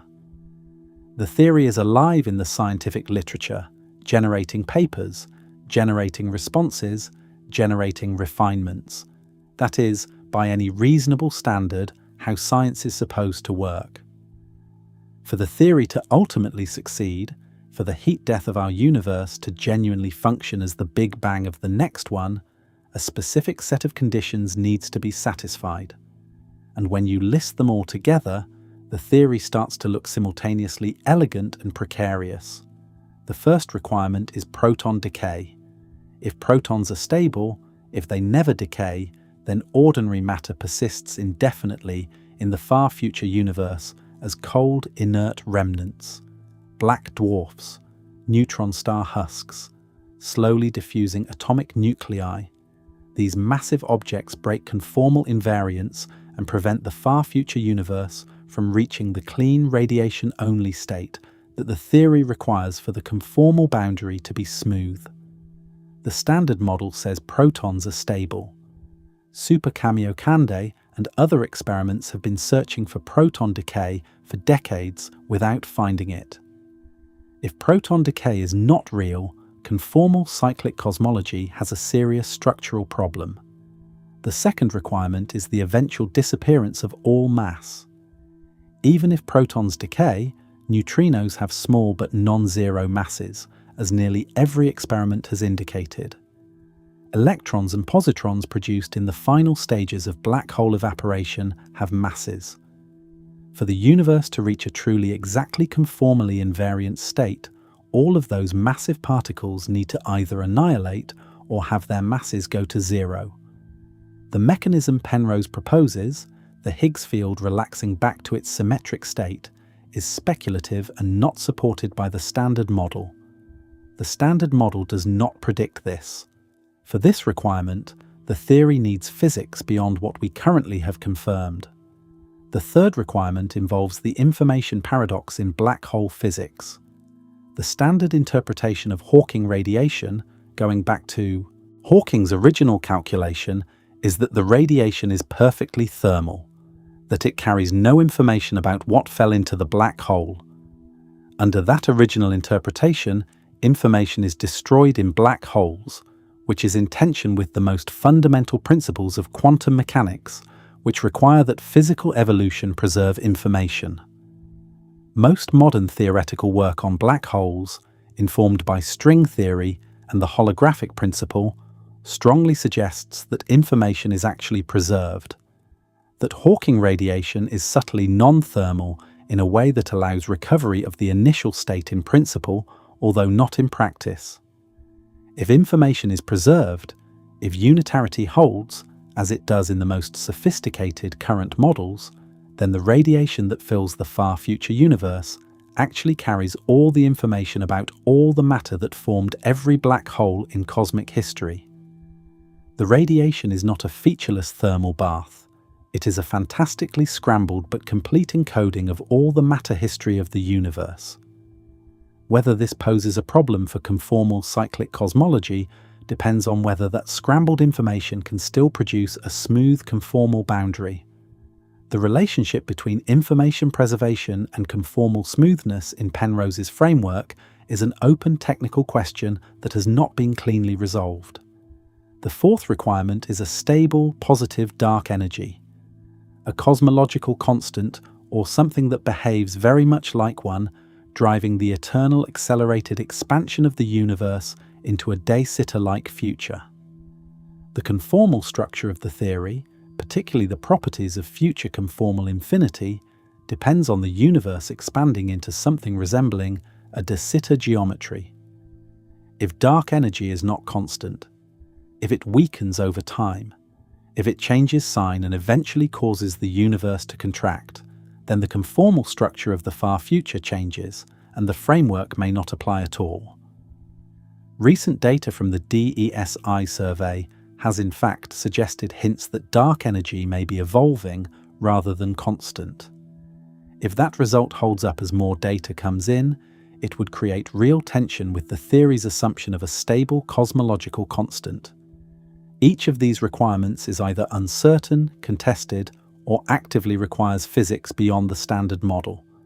Taken individually, none of them is implausible. Taken together, they paint a picture of a theory that is internally elegant but externally fragile, dependent on multiple conditions, each of which could independently fail, and which together represent a very specific portrait of how the universe works at its most extreme limits. Penrose would say, and does say, that the elegance of the geometric framework is itself evidence in its favour. That theories which solve the problem of initial conditions deserve serious consideration even when they require extensions of current physics, precisely because the initial conditions problem is otherwise unsolved. His critics would say that elegance is not evidence, that a theory requiring 4 separate unconfirmed assumptions to function is doing a lot of work with very little observational scaffolding. Both positions are intellectually defensible. The theory is not proven. The theory is not dead. Orchestrated cosmological conclusions and civilization mysteries ahead. Conformal cyclic cosmology is not the only alternative to ordinary heat death that theoretically rigorous physics has on offer, and it is worth taking a quick tour of the landscape, not as an exhaustive survey, but just to calibrate exactly what kind of claim Penrose's framework is making and where it sits relative to its competitors. The Big Rip is perhaps the most dramatic alternative ending. In the standard cosmological picture, dark energy has a fixed energy density described by the cosmological constant, but if dark energy is actually a dynamical field, sometimes called phantom energy, with an equation of state parameter W that is less than -1, then the energy density of dark energy increases over time rather than remaining constant. An increasing dark energy density drives increasingly rapid expansion, and eventually the expansion becomes so fast that it tears apart gravitationally bound structures. First, galaxy clusters are ripped apart. Then galaxies themselves are torn open. Then solar systems are dismantled. Then planets are pulled to pieces. Eventually, atoms are stretched until they snap. And finally, space-time itself dissolves in a singularity of infinite expansion rate. This Big Rip ending would arrive in a finite time. Current estimates, depending on the specific phantom energy model, put it anywhere from 20 billion to 200 billion years from now. Notably, the Big Rip does not produce a conformal boundary of the kind Penrose needs. It produces a genuine space-time singularity. Conformal cyclic cosmology has no mechanism to operate in a Big Rip universe because the conformal structure that allows future infinity to be a smooth surface depends on the universe expanding into a de Sitter-like geometry, not tearing itself apart at a finite future time.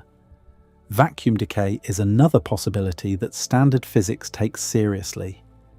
If the Higgs vacuum is indeed metastable, sitting in a deep local minimum that is not the absolute lowest possible energy state, then a quantum tunneling event somewhere in the universe could nucleate a bubble of true vacuum.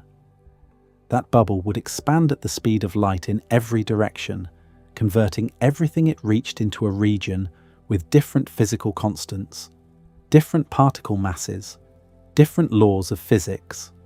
Inside the bubble, the strong and electromagnetic forces might behave completely differently. Atoms as we know them might not form at all. The bubble wall would arrive with absolutely no warning, travelling at the maximum possible speed, so you could not even see it coming before it passed through you. This would not be an ending in the ordinary sense. There would be no gradual decline, no era of increasing entropy, just an expanding bubble wall of altered physics. Vacuum decay is a possibility that exists fully within the standard model. It requires no additional assumptions beyond the observed Higgs mass, and it has no connection at all to conformal cyclic cosmology. A vacuum decay ending would preclude the conformal boundary structure the theory requires. Loop quantum cosmology offers a different kind of cyclic picture. In the loop quantum cosmology framework, the quantum geometry of space-time at the Planck scale, the scale where general relativity is expected to break down and quantum gravity effects become significant, provides a kind of natural repulsion that prevents singularity formation. In this view, the Big Bang was not actually the beginning of everything, it was a big bounce. The universe contracted from a previous phase, reached a minimum volume at the Planck density, and then began expanding again. The contracting phase was the universe before ours, in this picture. This is a genuinely cyclic cosmology, but it is different from Penrose's framework in important ways. It requires quantum gravity physics rather than purely classical conformal geometry. It involves a contracting phase that Penrose's theory completely lacks, and it does not naturally address the entropy problem in the way conformal cyclic cosmology attempts to. Loop quantum cosmology is mathematically distinct from conformal cyclic cosmology, even though both end up describing chains of universes. Eternal inflation, associated with cosmologists like André Linde and Alan Guth, among others, suggests that the inflationary process that drove the early expansion of our universe never fully ends on the largest scales. While inflation ended in our local region to produce the observable universe we live in, quantum fluctuations in the inflaton field can keep inflation going eternally elsewhere, constantly nucleating new bubble universes. In that picture, our universe is one of an infinite number of bubble universes embedded in an eternally inflating background. This is cyclic in a different sense.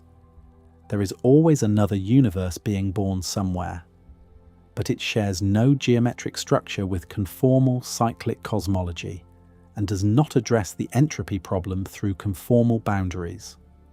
What distinguishes Penrose's framework from all of these and gives it its particular character in the space of cosmological theories is that it attempts head-on to solve the initial conditions problem, the extraordinarily fine-tuned, low-entropy beginning of the universe, through a concrete geometric mechanism.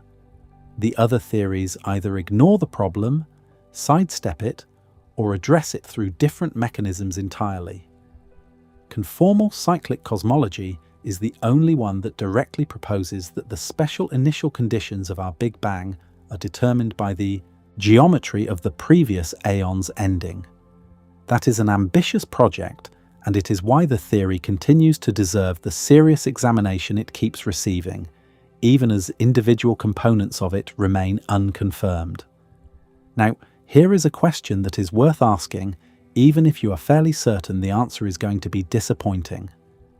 If conformal cyclic cosmology is correct, and if each aeon leaves imprints on the next through the conformal boundary, could a civilization in a previous aeon have intentionally encoded a message in those imprints? Could whatever intelligence might have existed in the universe before ours have known about the conformal transition coming and tried, deliberately, to leave information for the next aeon? Could someone, somewhere, in a cosmos that burned and died before ours was born, have looked at the mathematics of their own ending and thought there is a door here, something is going to walk through it, and maybe we can leave a message saying hello? The answer in practice is almost certainly no, but the reasoning for why not is genuinely interesting on its own terms. And working through it tells you something important about the nature of information, the structure of the conformal boundary, and just how extreme the physical constraints on any civilization, no matter how advanced, actually are at the end of cosmic time. Start with what crosses the boundary. The information that survives the conformal transition is carried in the radiation field. Specifically, in the detailed quantum correlations between the photons and gravitons that make up the radiation bath of the far future universe. In principle, this is extraordinarily rich. Every photon carries phase information, polarization information, directional information. The full quantum state of the radiation field encodes, in its correlations, the entire history of everything that ever happened in that aeon. Every star that ever burned, every black hole that ever formed and evaporated, every merger, every collision, every particle interaction going all the way back to that aeon's own Big Bang. All of it, in principle, recoverable from the quantum state of the radiation. But the engineering problem of actually doing anything with this information begins to reveal its true scale almost immediately. By the time a universe reaches its conformal future boundary, the radiation has been expanding and redshifting for timescales of 10 to the power of 100 years or more. Let that sink in for a moment. 10 to the power of 100 years. The current age of our universe is approximately 10 to the power of 10 years. We are talking about a duration that makes our entire cosmic history, from the Big Bang to right now, look like the first microsecond of existence. Over that span of time, the wavelengths of photons have been stretched by factors that make the entire expansion of the observable universe since our own Big Bang look insignificant. The energy of each individual photon is, for all practical purposes, zero. Not low, not faint. Effectively, functionally, thermodynamically zero. And the quantum correlations that encode information, the subtle entanglements between photons that, in principle, carry the history of the aeon, are spread across spatial scales that make the entire observable universe today look like a single atom by comparison. The information is there. Technically, the physics of unitarity says it has to be, but it is distributed across volumes so enormous, in correlations so delicate, that extracting any meaningful portion of it would require an act of measurement that is, by any standard we can imagine, physically impossible. Now ask what it would take to deliberately encode a specific message into that radiation field. Not just leave an accidental imprint, but actually structure the quantum state of the radiation in a way that produces a detectable, decodable signal in the next aeon's early universe. You would need to manipulate the radiation field coherently on scales that span the entire observable universe of your aeon, not your galaxy, not your galaxy cluster, not even your local supercluster. The entire observable universe, hundreds of billions of light years across.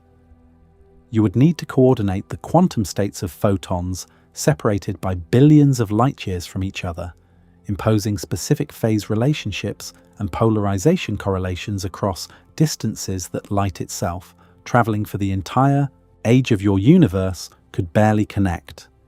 You would need to do this with the precision of a quantum computer operating at cosmic scales.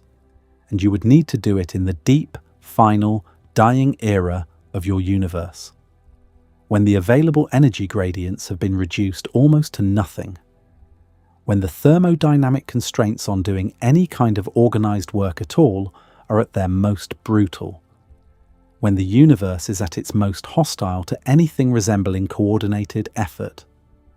This is where the Kardashev scale becomes useful as a reference point, even though it was never designed to handle this kind of problem. A Kardashev Type 1 civilization, briefly, is one that harnesses the total energy output of its home planet. Every watt of sunlight that hits the surface, every joule of geothermal heat, every gust of wind captured and used. Humanity is not even a Type 1 yet. We sit somewhere around 0.7 on the scale by most estimates, depending on how generously you count.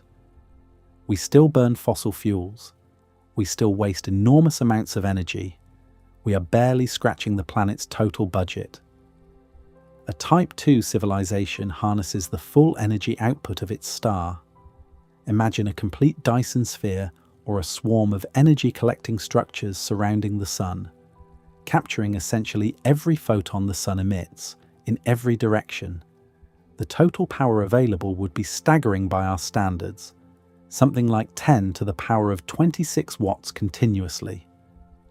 A Type 3 civilization scales up another level. It harnesses the energy output of an entire galaxy, hundreds of billions of stars, all of them tapped, their combined output put to work. Something like 10 to the power of 44 watts. That sounds like an enormous amount of power. It is an enormous amount of power. But the scales required for Aeon to Aeon communication are roughly 9 orders of magnitude beyond what even a Type 3 civilization can access. You would need something like a Kardashev Type 5 civilization, a hypothetical category that does not even appear in most discussions of the scale, because it is so far beyond anything grounded in plausible physics. A civilization harnessing not a galaxy, but the entire observable universe. Coordinating engineering across billions of light-years simultaneously, operating under the thermodynamic constraints of a universe in its final stages of dying. And even then, even if you somehow achieved that, even if you mobilized every star in every galaxy in your entire observable universe and dedicated the lot of it to the project, the signal you encoded would be compressed through the conformal transition into an imprint so faint that distinguishing it from the natural statistical noise of the radiation bath would require the receiving civilization to have already solved the very measurement problems that make reading Hawking radiation in the first place essentially impossible. So the honest answer is this: no, a previous civilization almost certainly could not have left us a deliberate message. Not because the physics strictly forbids it in principle, the physics is actually somewhat agnostic about the question, but because the engineering gap between what any physically realizable civilization could plausibly accomplish and what the task actually demands is not a gap of degree. It is a gap of kind. It is the difference between building a tall tower and building a structure that reaches the moon with your bare hands. What does cross the boundary, and what we might actually be able to detect, is something far more humble and far more interesting. The unintentional imprints, the gravitational wave signatures of supermassive black hole mergers that occurred in the previous Aeon, whose energy patterns were compressed through the conformal transition and imposed themselves on the radiation of our early universe. The statistical fingerprints of large-scale structure, the way matter was distributed on the larger scales in the previous cosmos, reflected faintly in the temperature fluctuations of our own cosmic microwave background. These signals were not sent, they were left. the way a footprint is left in concrete that has not yet set, without any intention, simply because something heavy happened to be there at the right moment. These are not messages. Nobody addressed them to us. Nobody knew we would ever be here to receive them. They are fossils. And fossils, as any paleontologist will tell you, can tell you an enormous amount about what came before, about the scale of the creatures that walked, about the environments they lived in, about the events that shaped their world. If you know how to read them, the entire discipline of paleontology is the science of reading unintentional records, of extracting history from impressions that were never meant to be history at all. And that is exactly what Penrose and his collaborators are attempting when they analyze the CMB sky for Hawking points. They are not listening for a deliberate signal. They are reading a fossil record. They are looking at the oldest observable thing in our universe and asking whether, underneath the expected pattern of inflationary fluctuations, there are circular impressions left by the gravitational signatures of a universe that died before ours was born. The previous Aeon did not know we were coming. It could not possibly have known. But it was there. And it was heavy. And the concrete was still wet. Now stop for a moment and consider the space you are actually occupying right now. Not the space in some abstract philosophical sense, but the literal physical volume of air around you. The cubic meters of room that your body is sitting or standing inside at this exact moment. Because that space is not empty. It is not even close to empty. It is one of the most crowded places in the universe in terms of the sheer variety of electromagnetic radiation passing through it simultaneously. And most people go their entire lives without ever registering any of it. Start with the obvious. Visible light is here, bouncing off surfaces, entering your eyes, carrying information about the shape and colour of everything around you. But visible light is a tiny sliver of the entire electromagnetic spectrum, a narrow band of frequencies that your visual system happened to evolve sensitivity to, because those are the frequencies the sun outputs most abundantly and the atmosphere transmits most cleanly.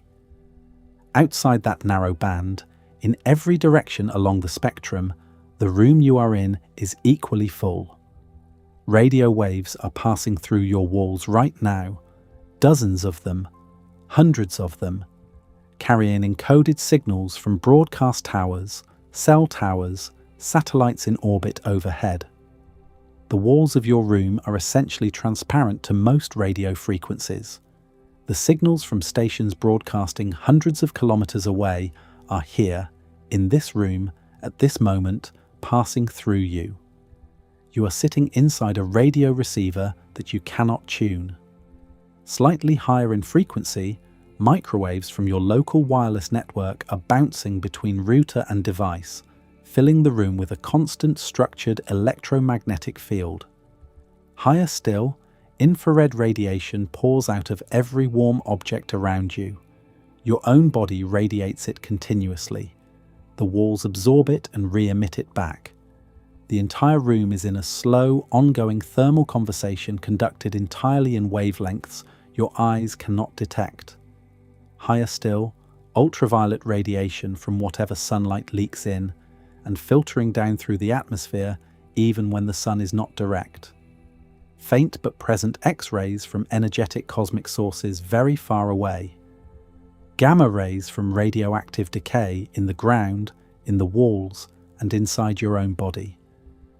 The room is not a quiet place. It is an extraordinarily busy intersection of electromagnetic signals. And you move through it completely unaware of most of what is there, because you only have biological instruments for one narrow frequency band built directly into your skull. But all of that, every radio wave, every infrared photon, every Wi-Fi signal, every X-ray filtering down from the sky is local, recent, generated by nearby sources in the last fraction of a second or the last few years. Those signals are young. They carry information about the present state of the world around you, what is not local, what is not recent, what is in a completely different category from everything else filling this room is the cosmic microwave background. The CMB is not a distant wall of light sitting at the edge of the observable universe. That is a common misunderstanding worth correcting carefully, because the reality is stranger and far more immediate. The CMB is here, in this room, right now. Microwave photons from the cosmic background are passing through your body at this moment at a rate of hundreds of millions per cubic centimetre every second. They are not arriving from one direction. They are arriving from every direction simultaneously, with almost perfect uniformity, because they fill the entire universe homogeneously. Every cubic centimetre of space anywhere in the observable universe contains the same bath of CMB photons that your room contains.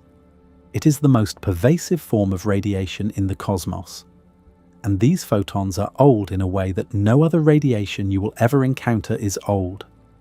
They have been travelling since 380,000 years after the Big Bang. To put that in real perspective, the universe is currently about 13.8 billion years old. These photons began their journey when the universe was less than 0.03% of its current age. They were created in the very moment the universe first became transparent. At the instant the primordial plasma of free protons and electrons cooled just enough for them to combine into neutral hydrogen atoms, allowing light to travel freely through space for the first time in cosmic history. Before that moment, the universe was opaque. Photons could not travel more than a tiny distance before being scattered by the charged plasma. After that moment, the photons that happened to be present at the transition streamed freely outward in every direction, and they have been travelling ever since for nearly 14 billion years without interacting with anything significant. They carry the direct, unmodified imprint of conditions at that transition moment. The slight variations in temperature and density that existed across the primordial plasma, unchanged by anything that happened in the universe in between. They are an unprocessed photograph of the early universe, as faithful as an image taken the moment the universe first became visible. No telescope, no instrument, no observation we make of distant galaxies or ancient quasars even comes close to looking as far back as the CMB does. When we look at the most distant galaxies with our most powerful space telescopes, we are seeing light from a few 100 million years after the Big Bang. The CMB is from 380,000 years after the Big Bang. It is by an enormous margin the oldest observable thing in the entire universe. And it is not sitting at some remote distance from you. It is here, in your room, passing through your body, right now. Now take that fact, that ancient, intimate, pervasive fact, and lay Penrose's interpretation on top of it. Because if conformal cyclic cosmology is correct, then the age we just assigned to those photons is not their full age. 380,000 years after our Big Bang is just when they were last scattered. But the energy that produced them, the radiation field they are part of, did not begin at our Big Bang. It crossed through the conformal boundary from the previous Aeon. It is, in Penrose's framework, radiation that predates our universe entirely. The temperature fluctuations encoded in the CMB, those slight variations in intensity from one direction to the next, 1 part in 100,000. The tiny ripples that seeded all the large-scale structure of the universe we observe today. They contain, compressed within them, the afterglow of events that happened in the universe before ours. Supermassive black holes merging in a cosmos that burned and died before our Big Bang. The gravitational energy of those mergers travelling outward through that previous Aeon, reaching its conformal boundary, crossing through, and imprinting itself as circular patterns of anomalously low temperature variance in the radiation of our own early universe. The photons in your room are, if Penrose is right, carrying postal marks from a previous cosmos. And now the honesty part. Because this matters and it would be wrong to skip over it, this is not confirmed. The Hawking point signals that Penrose and his collaborators claim to have found in the CMB data are disputed by other groups of physicists using different statistical methods. The question of whether those circular low-variance rings are genuinely anomalous, genuinely inconsistent with what standard inflationary cosmology predicts, or whether they are simply what you would expect to find if you looked hard enough at any sufficiently large data set, has not been definitively resolved. The conformal boundary mechanism that the theory proposes depends on several physical assumptions: proton decay, mass eventually vanishing, specific properties of dark energy, which have not yet been confirmed experimentally. The mainstream cosmology community is, at best, skeptical, and more accurately, mostly unconvinced. There is a real possibility, perhaps even a likelihood by the weight of current opinion, that the CMB fluctuations passing through your room are exactly what standard inflation predicts. Random quantum fluctuations from the inflationary epoch imprinted on the primordial plasma. Nothing more and nothing less. Extraordinarily interesting in their own right. Carrying a wealth of information about the first fractions of a second of our universe, but carrying nothing from before our Big Bang, because there was no before our Big Bang in any physically meaningful sense. But there is also a possibility that they are not just that. And the reason that possibility deserves serious attention rather than dismissal has nothing to do with Penrose's reputation or the elegance of his mathematics, because neither of those things is evidence. The reason is structural. Conformal cyclic cosmology makes a specific, quantitative, testable prediction about patterns in a real dataset that already exists and can be analysed. It is not a vague philosophical claim about the universe being cyclic in some abstract sense. It is a claim that says, look at the CMB data, look for circular rings of low temperature variance at specific angular scales, and you should find more of them and stronger ones than the standard model predicts. That is the kind of prediction that science can actually engage with. It is falsifiable. It is being tested. The answer is not yet in. Think about what it would mean if the answer came back yes. The radiation filling your room would not be old light. It would be light from before the beginning, not the beginning of our universe, the beginning of time itself as we have ever defined it. Every moment you have ever stood outside and looked at the night sky, every time you have ever used a microwave oven and watched it heat your food, every morning you have ever woken up and the first photons of the day have fallen on your face.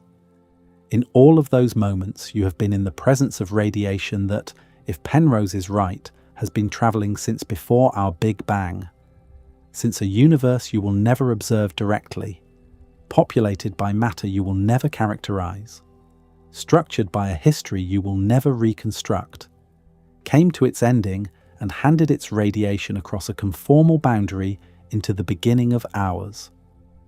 The photons in your room are not just old, they are potentially survivors. And the universe they survived is not a metaphor or a philosophical abstraction. It was a real place, as real as this one, that simply ran out of time and left the light on for whoever came next. Let us end at the boundary itself, because that is where everything we have been building toward finally converges. Imagine, just as a kind of geometric meditation, that you could somehow observe the conformal future infinity of a dying universe. Not from outside it, because there is no outside.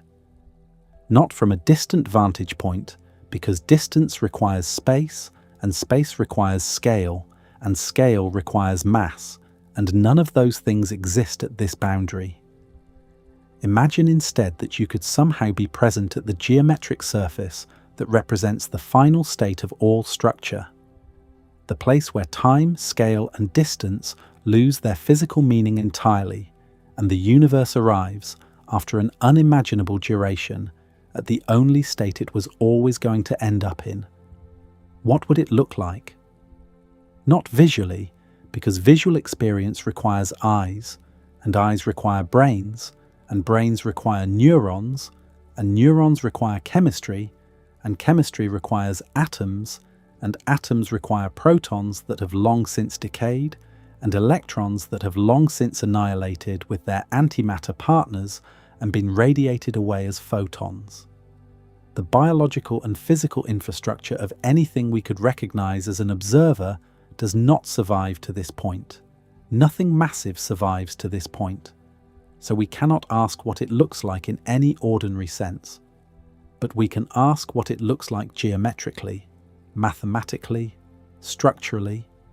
We can ask what kind of object it is in the abstract space of all possible space-time configurations.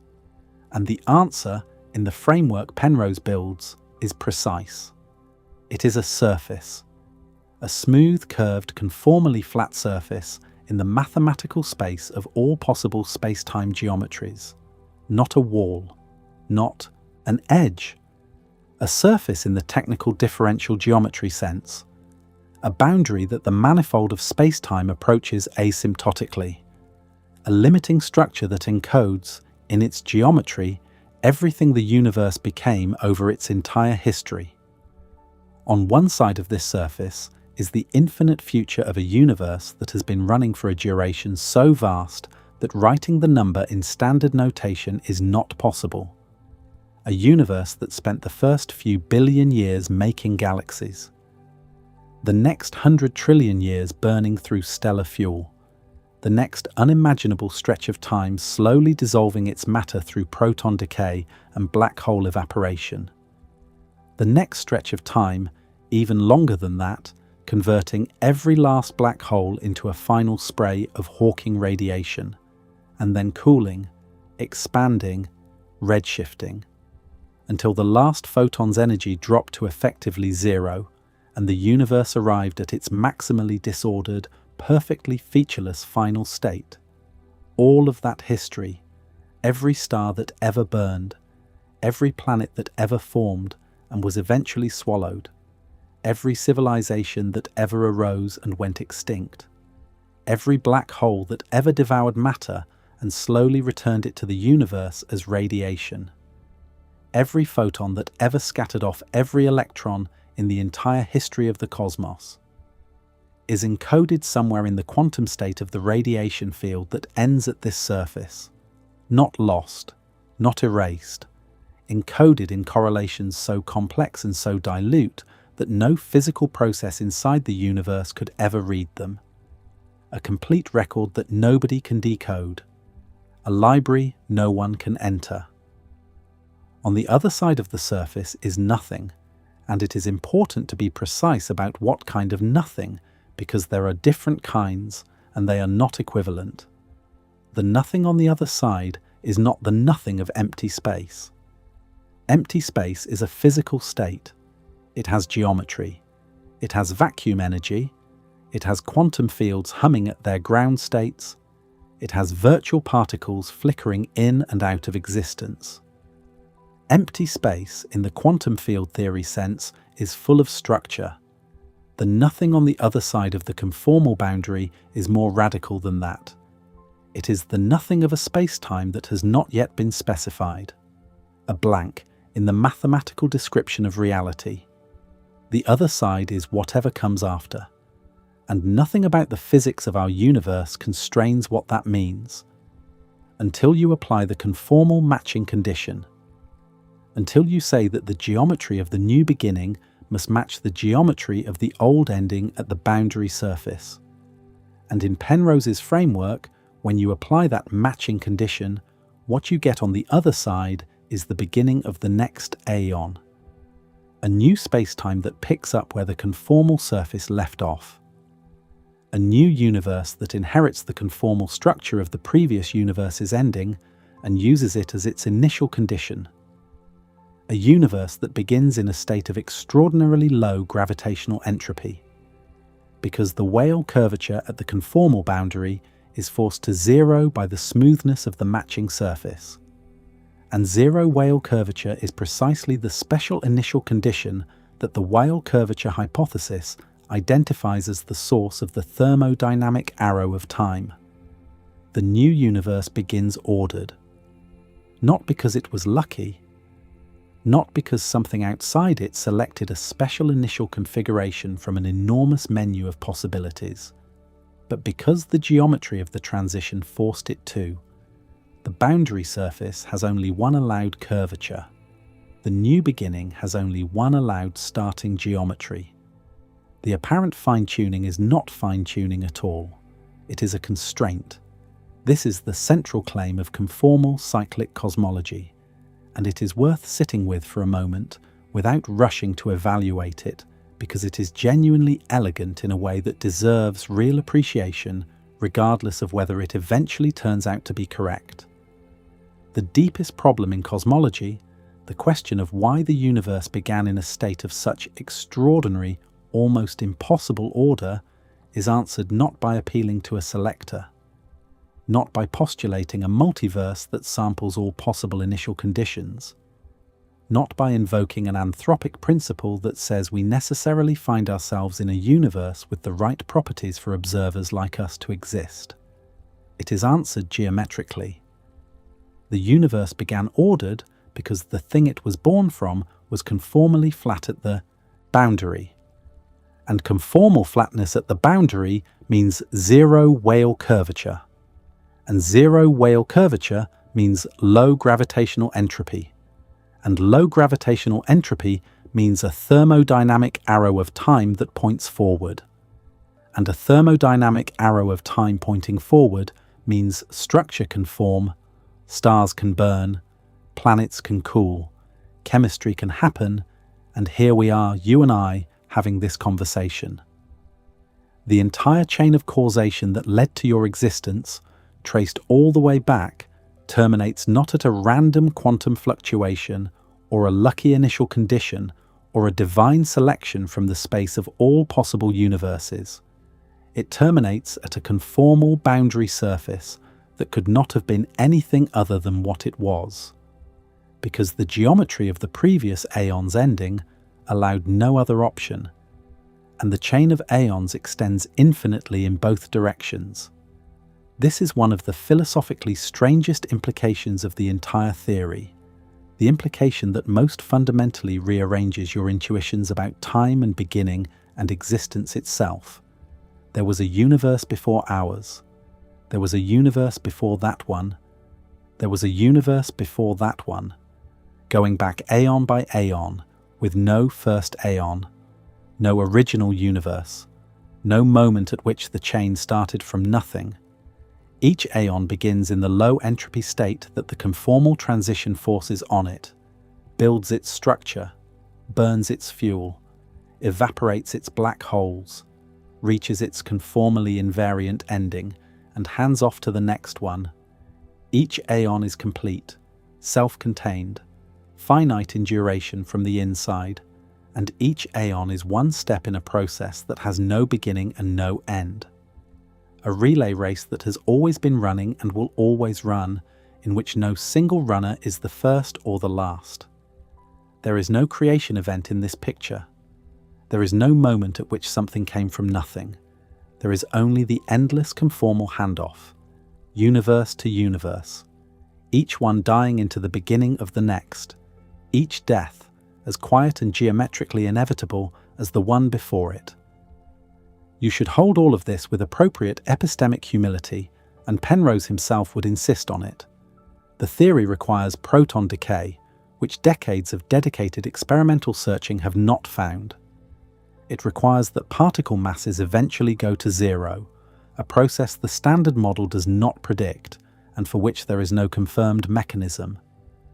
It requires a specific relationship between information preservation in black hole evaporation and the smoothness of the conformal boundary that has not been worked out to everyone's satisfaction, and which sits in tension with the mainstream understanding of unitarity in quantum mechanics. Its primary observational prediction, the Hawking points in the cosmic microwave background. The circular rings of low temperature variance supposedly left by black hole mergers in the previous Aeon, is disputed by other groups of physicists who find the same patterns consistent with standard inflation when proper statistical accounting is done. None of this is settled. All of it is contested. Penrose has been clear about this in his own writing. The conformal mathematics, the geometric framework, the compactification technique, the boundary identification is solid. That part builds on well-established differential geometry and uses tools the physics community has accepted for decades. The physical requirements attached to that mathematics, that protons decay, that mass disappears, that dark energy remains stable, that information behaves in a particular way at the boundary are the contested parts. Whether the actual physics of our universe satisfies the geometric requirements of the theory is exactly the question that experiments over the next decade are designed to probe.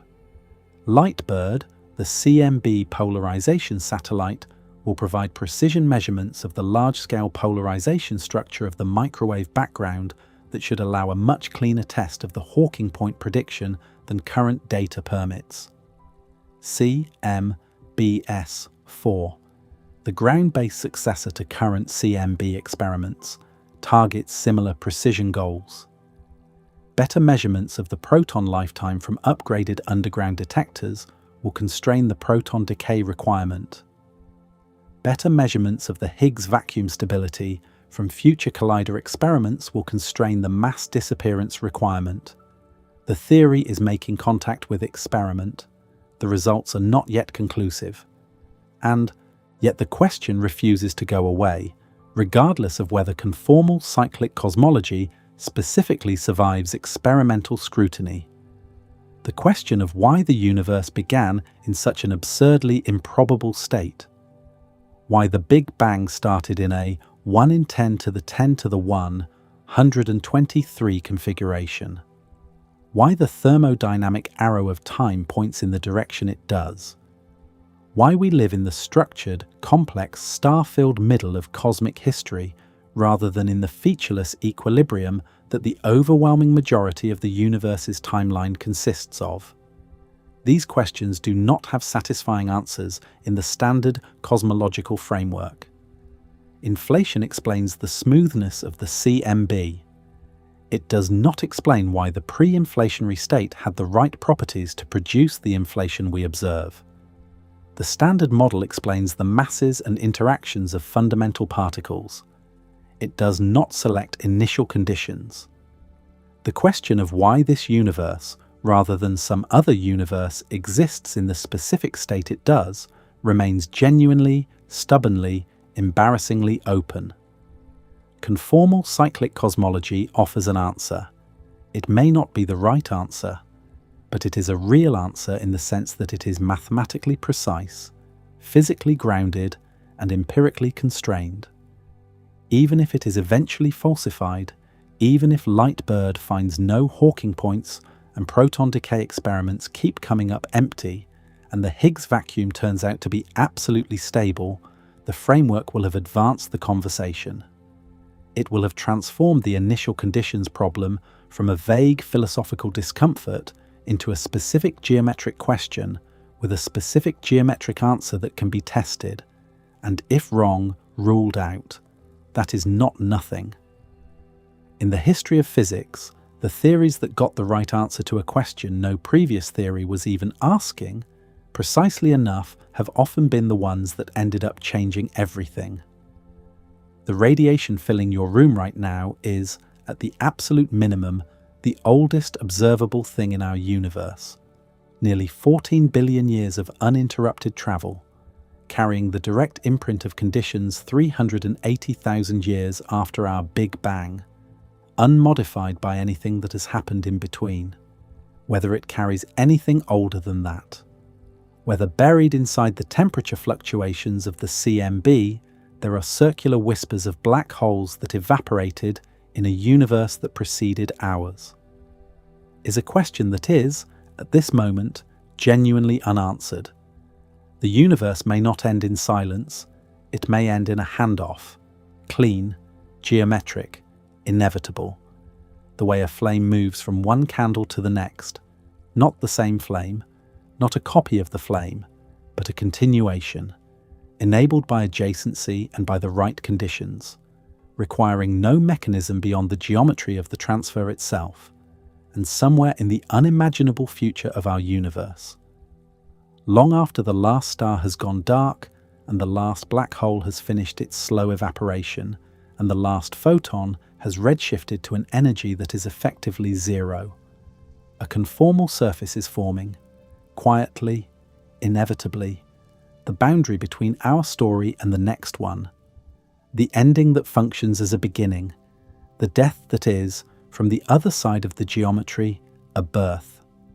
Roger Penrose may be wrong about the details, he is almost certainly right about the question. And in physics, as in most things that matter, asking the right question precisely enough is more than half the work. The rest is waiting for the data. So tonight, when you go outside and look up, when you stand under whatever piece of sky you happen to live beneath, remember that the air around you, the empty-looking space between your hand and your face, is not empty at all. It is full of radiation that began travelling before the first stars formed. Radiation that has been crossing your living room for as long as your living room has existed, and crossing every other living room in the universe at the same time. And there is at least a chance, not a certainty, not a confirmed fact, but a real, defensible, mathematically grounded chance that some of that radiation is older than the rules of time itself, that it crossed a boundary that nobody saw form, that it carries, in patterns we have only just begun to look for, the last fading signature of a cosmos that finished its long, slow death so that ours could begin. That is the universe Roger Penrose sees.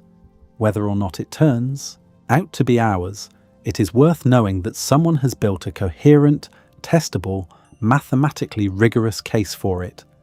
The data will come in. The experiments are already on the way. The question, for once in cosmology, is not whether we can ask it precisely enough. It is whether the sky will tell us the truth. Stay curious. Stay patient. The handoff, if it is real, has already happened. We are just learning how to read the receipt.